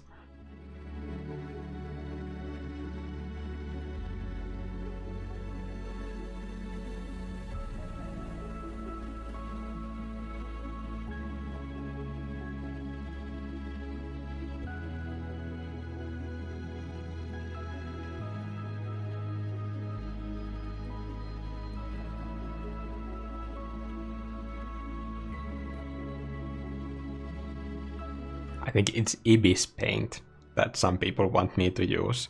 It's a painting program. You can paint in it. For example, all of the tutorials that I have done from beginner to advanced, doesn't make a difference on what program you are using the same techniques. The information is exactly the same for everything. Wouldn't make sense to make like a Photoshop specific tutorial for any of them.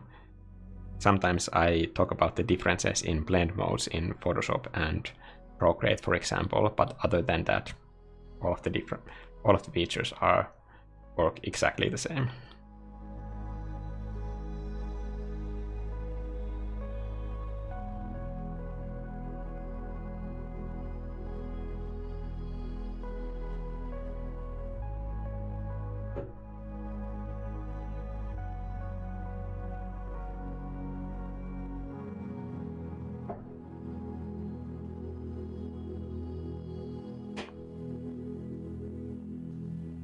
How do you set the price for your work for the customer?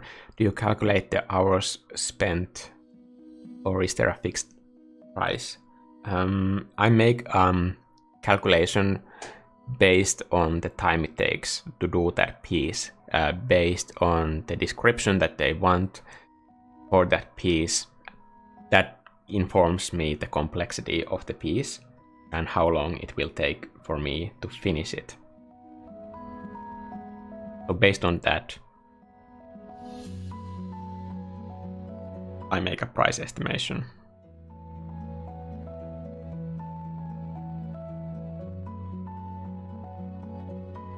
These aren't really cat eyes, but I think they work so much better.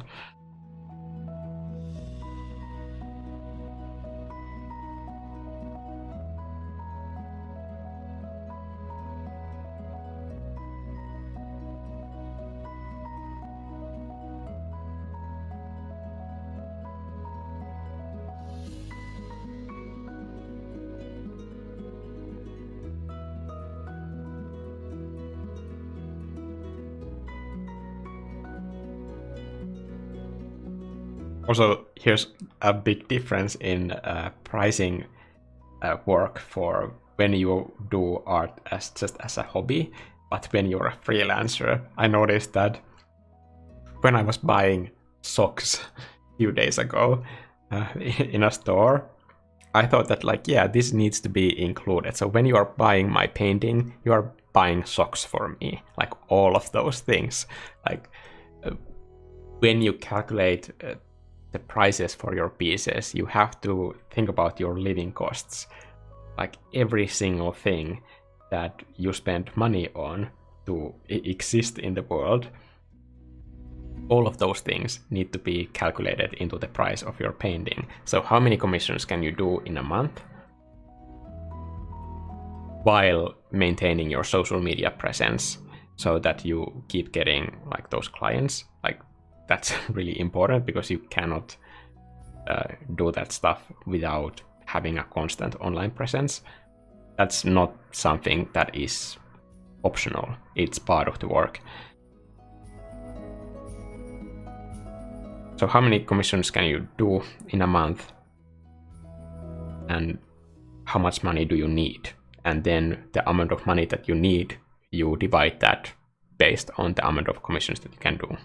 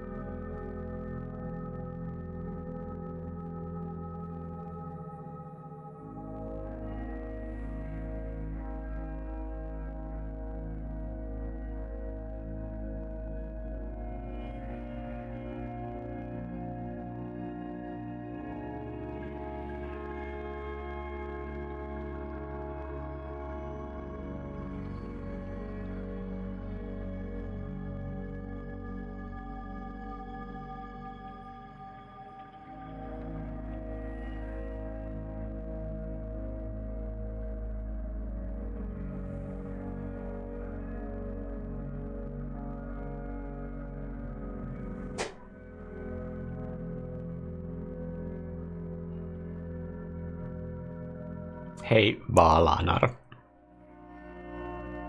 Do you think one has to go to art school to be a successful artist? No. I think you know that already before I answer this, and we know this because there are plenty of successful artists that haven't gone to any art schools.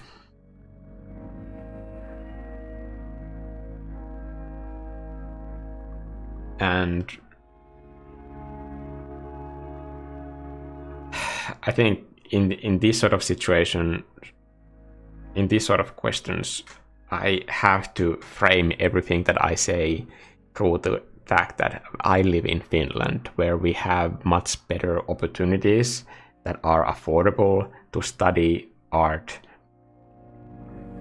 when in some countries you have to pay insane amounts of money for your education that might never make you any money at all in the future. So I think you have to understand that I don't have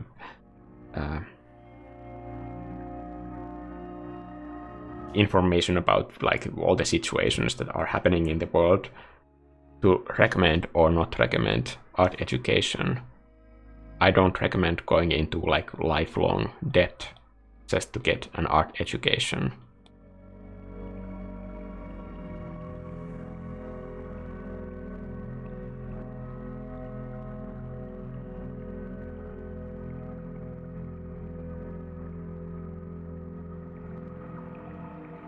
But it is really difficult to learn certain areas of art without like proper coaching. Like for example, the students in the schools where I have taught art, those are students that are studying there for free. Like the government pays for their studies. And they paid me to teach in that school.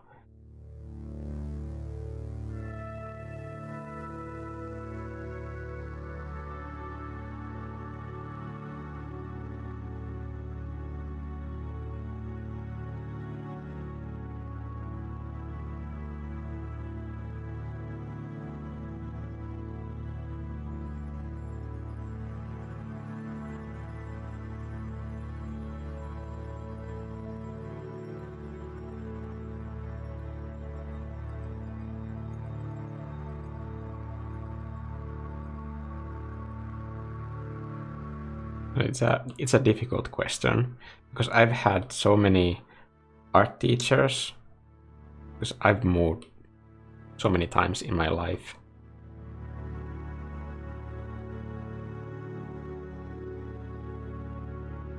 I also know that not all of the art teachers that I had were that great. I've had a handful of really, really good ones that taught me the most things that I know, that I am now teaching to other people, basically passing on their information. But teaching is not some kind of a skill that just comes along with like painting skills.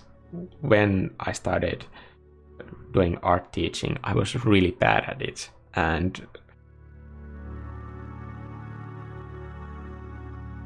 I'm just saying this out of respect for all the teachers that are great at that stuff, that it's not a skill that comes easy. There are so many aspects about interacting with students, and my students were usually like 20 something, so they are still in an age where they have to be communicated with in a certain way so that you can be helpful, but at the same time kind of push them to learn new things.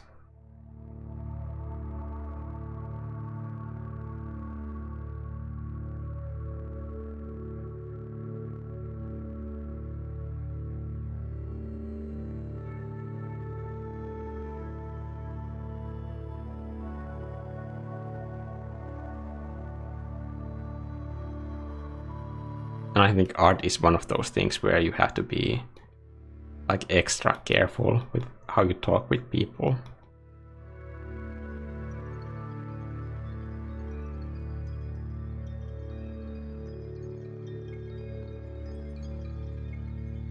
You have to be able to like read them, how they understand things and how they perceive things.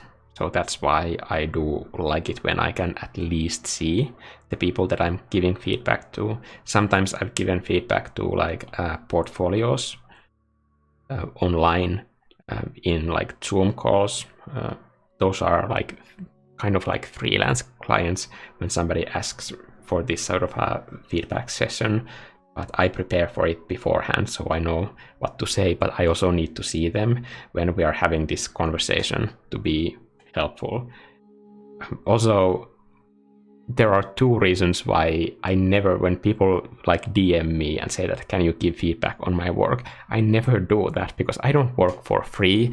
And also, I am 100% strict on this one rule. I don't give feedback in text form. Ever.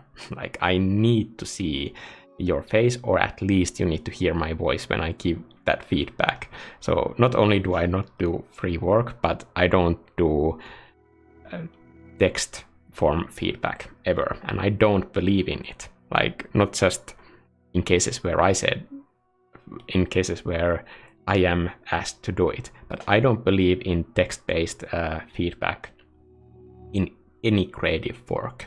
When are you that busy that you cannot do a Zoom call? In pretty much 100% of the cases, it's faster also to do it. And when people are on the same page and they understand the intent behind what you're saying, then people can remain productive. And it's so much easier to have like clearer communication than through text.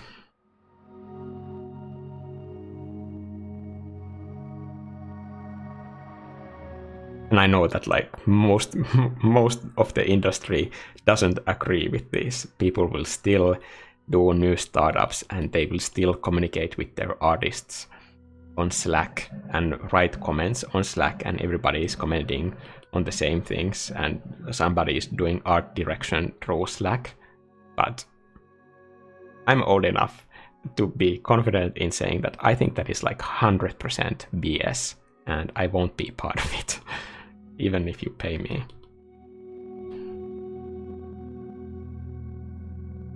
Because it doesn't have to be that way. I think artists are so conditioned to take any kind of feedback that they receive that we have kind of not had enough of these conversations about what is good quality feedback, because it's not something that is easy to give. Like, it's really hard skill to learn to give feedback, and especially to communicate like the goals of the project with other people.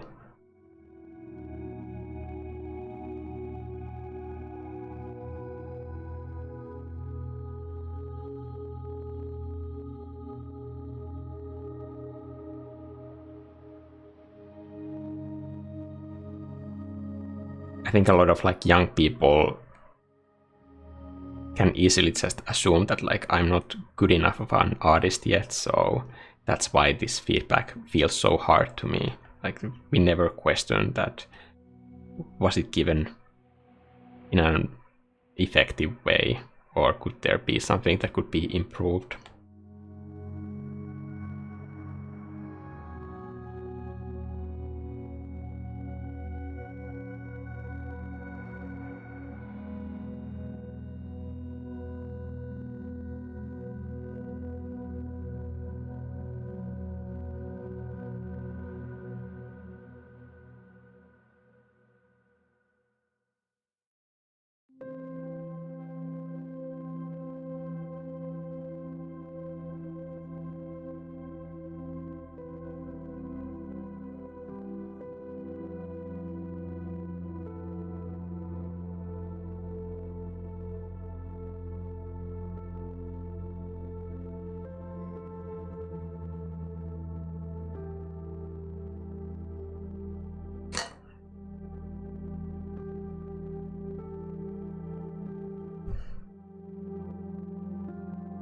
we have a serious painting definition here.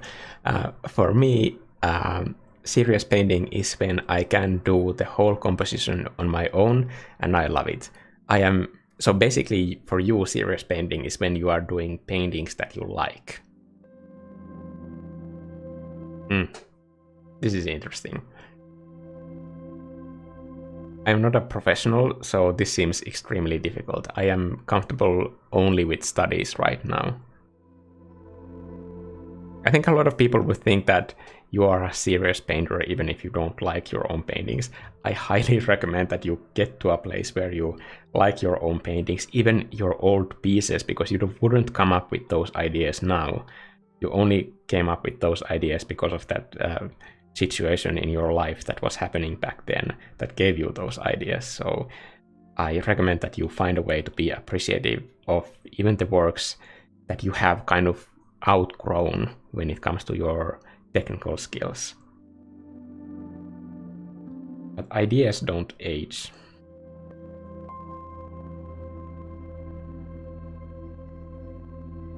Because it's a really precious thing to have this record of your life in the form of paintings.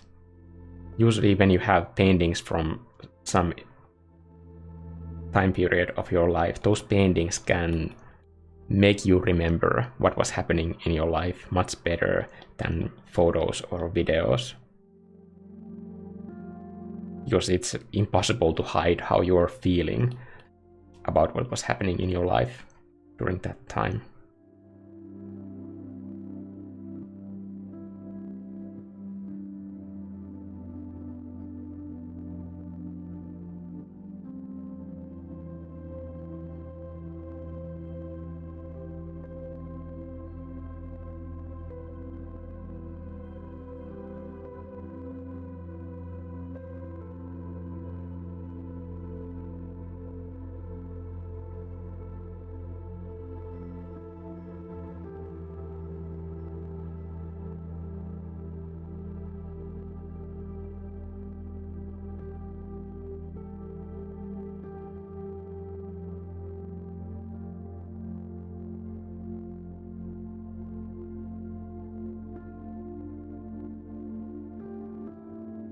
It looks like I'm doing nothing, but I'm gonna show like in close-up. I don't know if you can see this through YouTube compression, but I am now overlaying more saturated blue on this background sky, and I'm doing it by holding the stylus sideways so that I can only get like very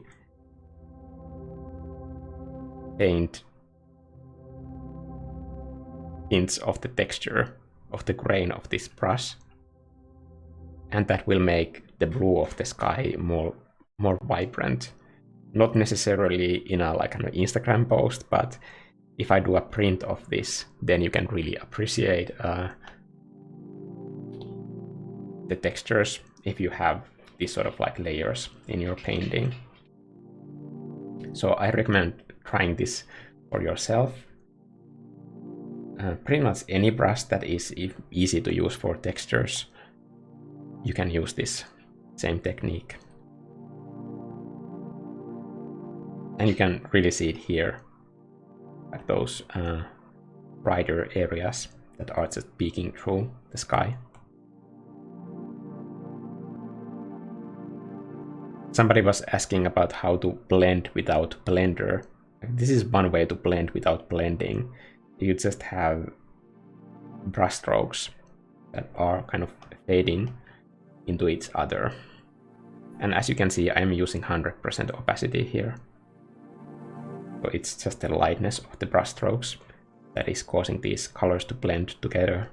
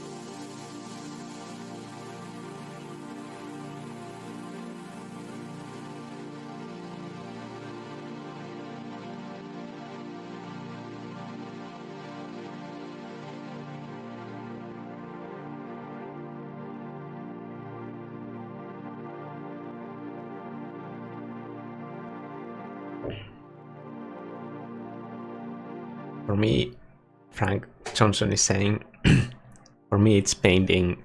For me it is before I paint, looking at the blank canvas and hoping I will have a sense of gratitude, knowing I created something from nothing. Yeah, I think that's a good way to approach it. Painting is when you realize you need to do many paintings to progress. Yeah, that will always be painting. I guess that's a good way to frame it. I think in my Q&A video, I touched on this topic of Dunning-Kruger effect. And I think if I answer this question for myself, I would probably say something similar. So, okay, chart time. So,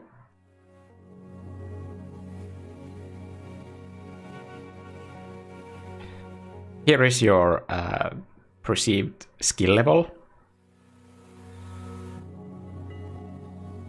in this chart, and this is time. When you start a new creative hobby, like for example, you start to paint, then unfortunately, and this is what happens to every child, for example, you start from here. This is where you think your skill level is. And the same happens, for example, if you're changing styles, then you think that you are like super good at that thing that you're doing. But as time goes on, you will kind of dip down into this like low, hopeless abyss of the night when you suddenly realize that this is where you want to be, but now you are actually here. And this is heartbreaking for many people. And if you can survive this drop, because this will feel horrifying, and no matter what kind of tools I give people, I won't be able to make this process any less painful for you ever. This is going to hurt a lot. Like, this is going to feel like all of your bones in your body are breaking. But if you can make it through this curve without dropping to the floor as a puddle of ashes and broken dreams, then you can start this endless climb towards progress and getting better and feeling better about your paintings. If you can make it through this dip, like this area, this here, if you can make it onto this ramp right here, then you will become an artist, and then nothing will stop you from getting to the goals that you want. But it's these can be like weeks or months or even years that you are in this like bottom of this like pit. But if you can make it through those weeks or months and keep progressing after that, then you will be an artist, and then you have made it. So I guess if you're on that other side of the fence, I think that happened for me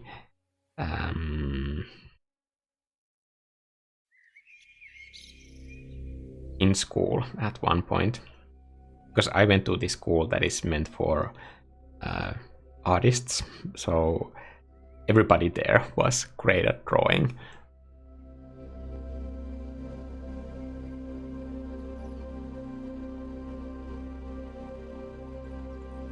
I can see that the stream is kind of lagging right now.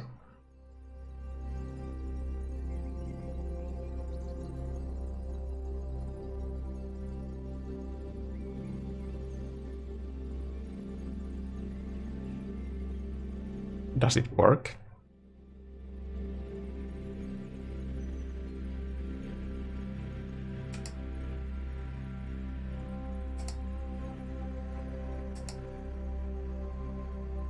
Can you see the stream lagging?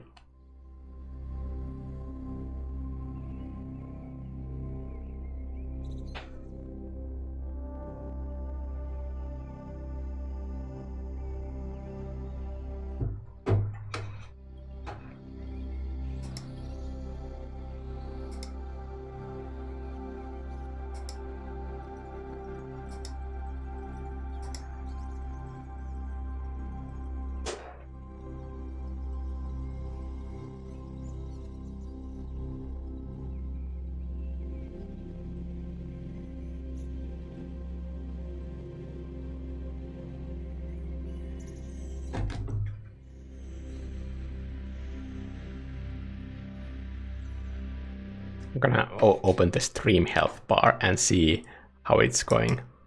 It's saying excellent connection, but it keeps loading for me for some reason. Anyway, if you can make it to that like safer area of that dip, then you have, I think, made it as an artist. You will always have, you will never be like where you want to be, because that incline will keep going up always. And I think that's a great thing, because you don't know yet what you will want later. You will always want to do better somehow, and that keeps you progressing. You don't need to go out of your way to be in your comfort zone, because you will always want to do better. That's not something that you will have to like put effort into. Everybody wants to do better art.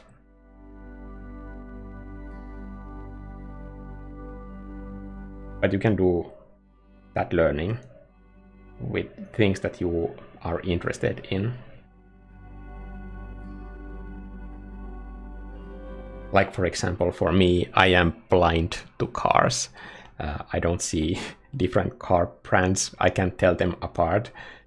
If I, for example, order an Uber and it says that this type of a car is coming to pick you up, I don't know what that means. Like, that says nothing to me. I need to look at the register plate to identify it, because I can't identify cars at all. They look exactly the same to me.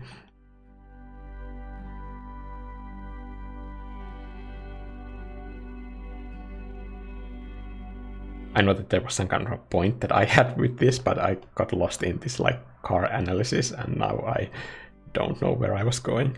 Sorry.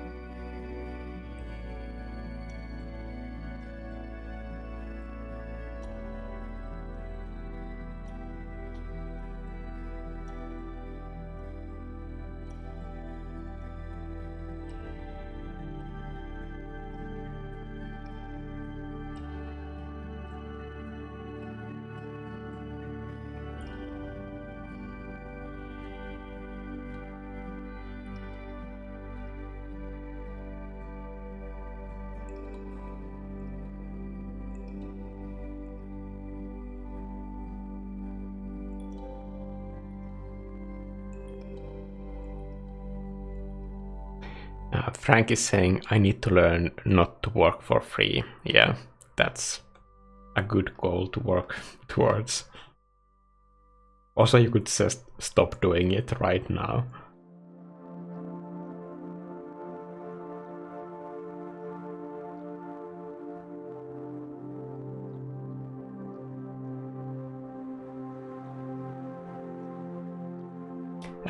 Thanks for finding the stream, Miss Rafanatic. Sorry for messing your name every single time.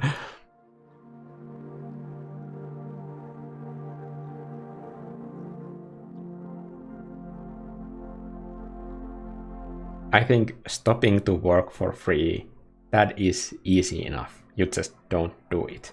But I think the harder part for me is to not attach like emotions into it, because every single day I get messages and direct messages from people who just want things, like, for example, free feedback sessions and so on.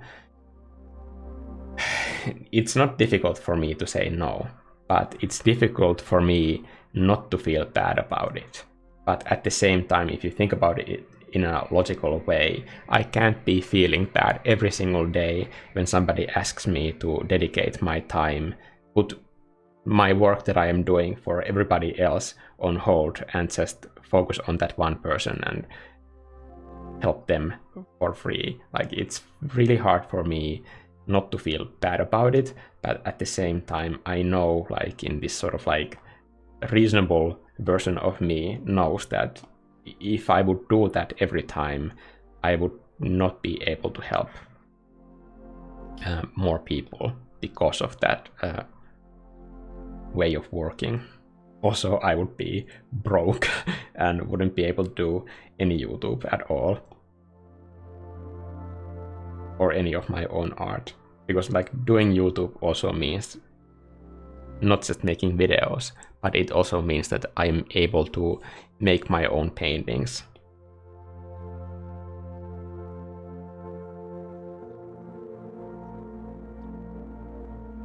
So if I have to go into a situation where I have a normal day job again, then I won't be able to make as many videos. I will still be able to paint for myself, but much less so.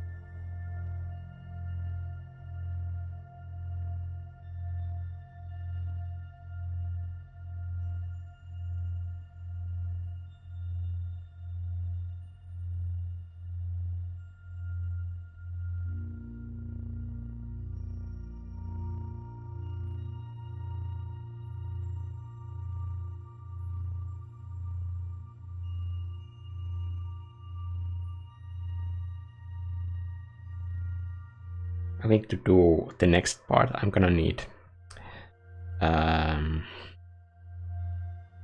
drawing guides to help me.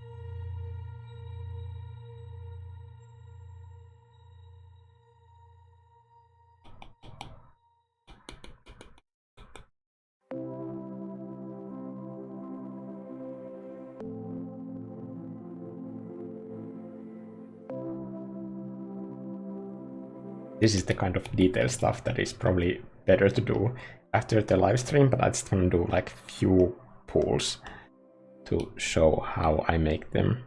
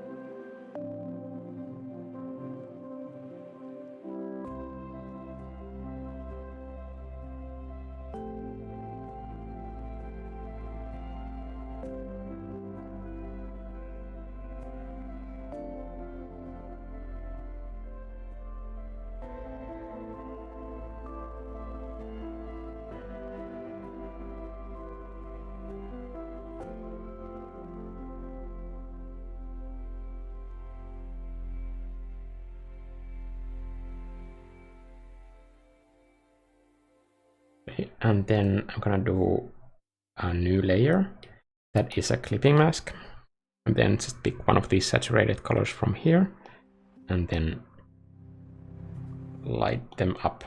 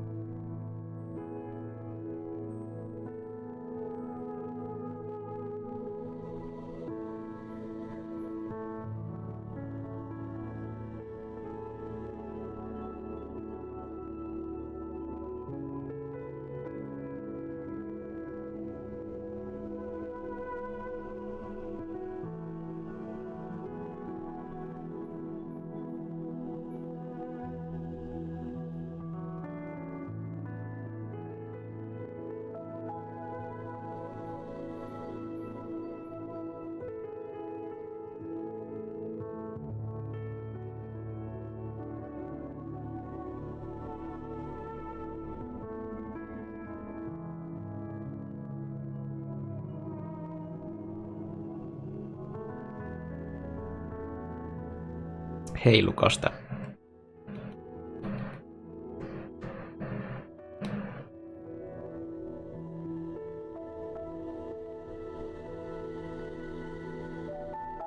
I know that I destroyed the texture earlier, but I also noticed that I am kind of running out of time because this stream has gone on for so long. I'm gonna try to do like really quick color tweaks. These are not final, but so that I can show you that texture tweak, even if I destroyed the texture. But this is something that you could do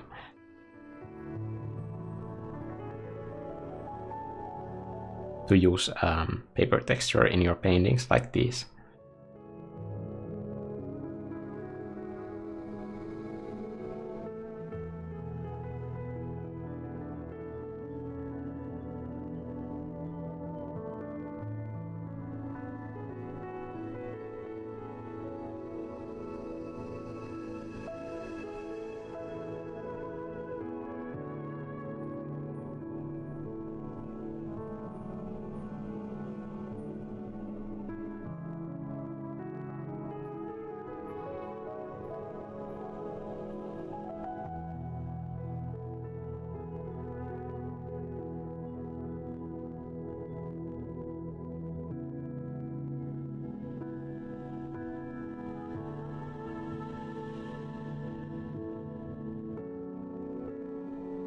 Wrong layer.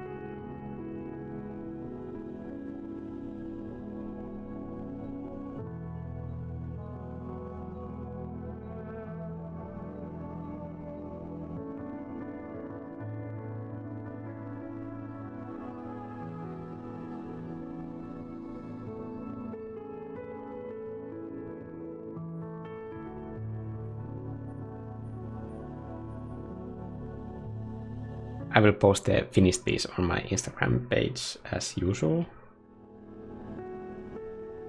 Just gonna try to get through these edits as fast as possible.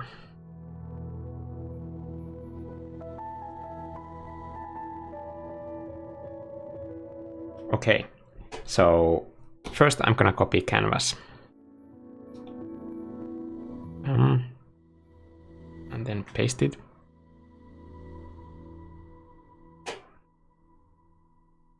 I don't know if I can talk through this process, but I'm gonna try. So first I'm gonna create a selection out of this by using the curves. I only want like small highlights visible here.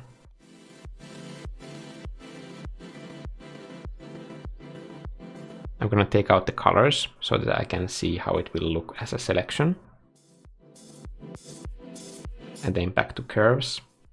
I need enough white pixels here, but I just want it to be slightly random.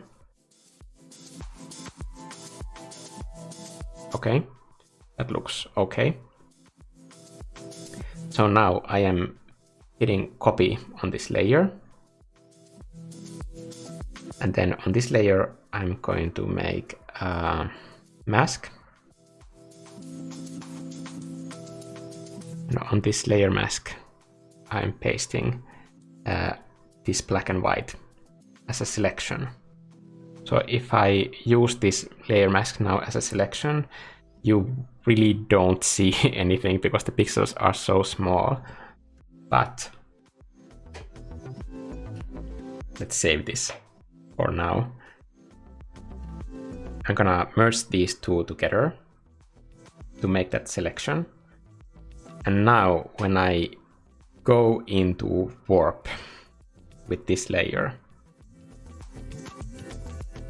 and I move this layer in warp mode, it's going to break apart the pixels according to this cardboard texture that I have constructed.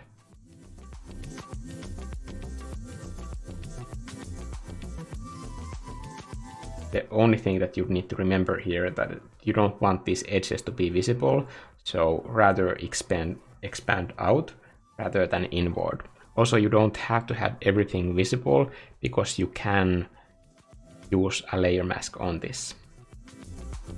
This is like kind of advanced move, but for example, for sky, when you want the texture to kind of break apart that pattern like that, and don't worry about the dirty pixels coming out of this cat right here, because that also can be edited to fit the purpose. Because now you can go into that layer. Let's duplicate it so that I can show you better what I'm doing here. This is now like a ghost layer of that same painting. And now I'm gonna put the alpha lock on. And paint on that layer that has locked pixels. Take out these edges that look distracting.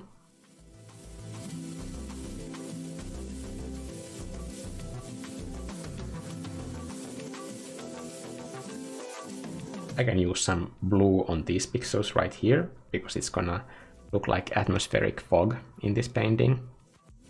Remember, this is something that I'm gonna do again when this painting is finished. This is something that you would only do at the very end.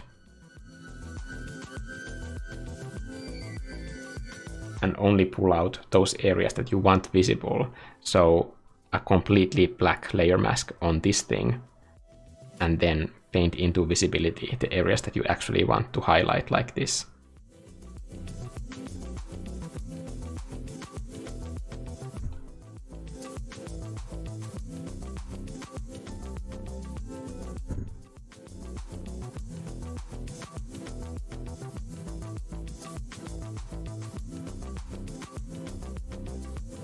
And I'm gonna add a Gaussian blur to it, so to get rid of those like hard edges completely,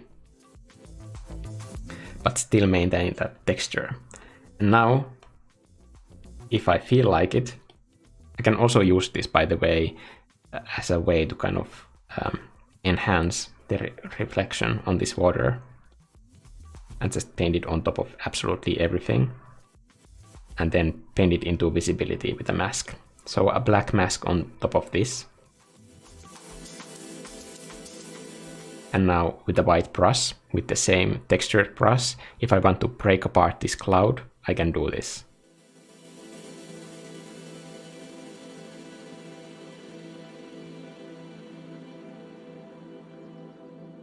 And the reason why this works so well within this painting is because I am using this Foggy Hill-brush that is using the exact same grain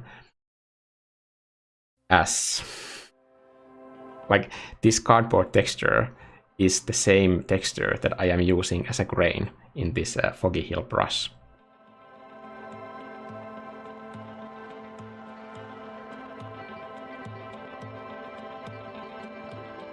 So when I'm color picking this painting right now, I'm only picking the values. So when I'm color picking here, I'm picking a light value. That means that I will have more texture visible when I paint with that brush. There's really no point in me doing this like super well at this point, because I will be repeating this entire process when this painting is done.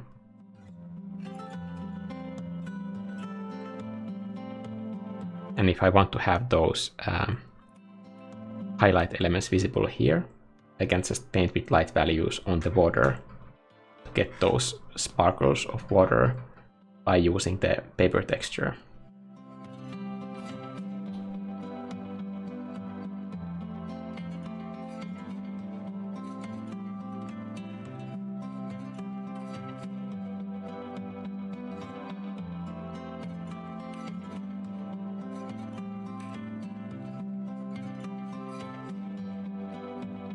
This is also handy in corner elements, where you have accidentally, for example, hard contrast right here, for example. If I just paint the texture on top of that, and then I go into the layer, and I kind of crush the contrast of this road going out of the picture, then it's not as distracting in the painting. These are edits. These are not something that will change the way that your painting looks. So it's like a flavor for the painting to have that sort of like nice, gritty, textured look.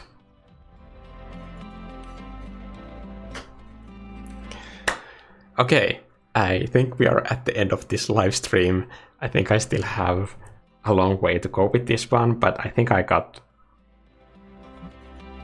an interesting thing happening here. So this will be a fun painting to work on. And when it's done, I'm gonna post it on my Twitter and Instagram account. So follow me there, and I'll see you guys in the next painting.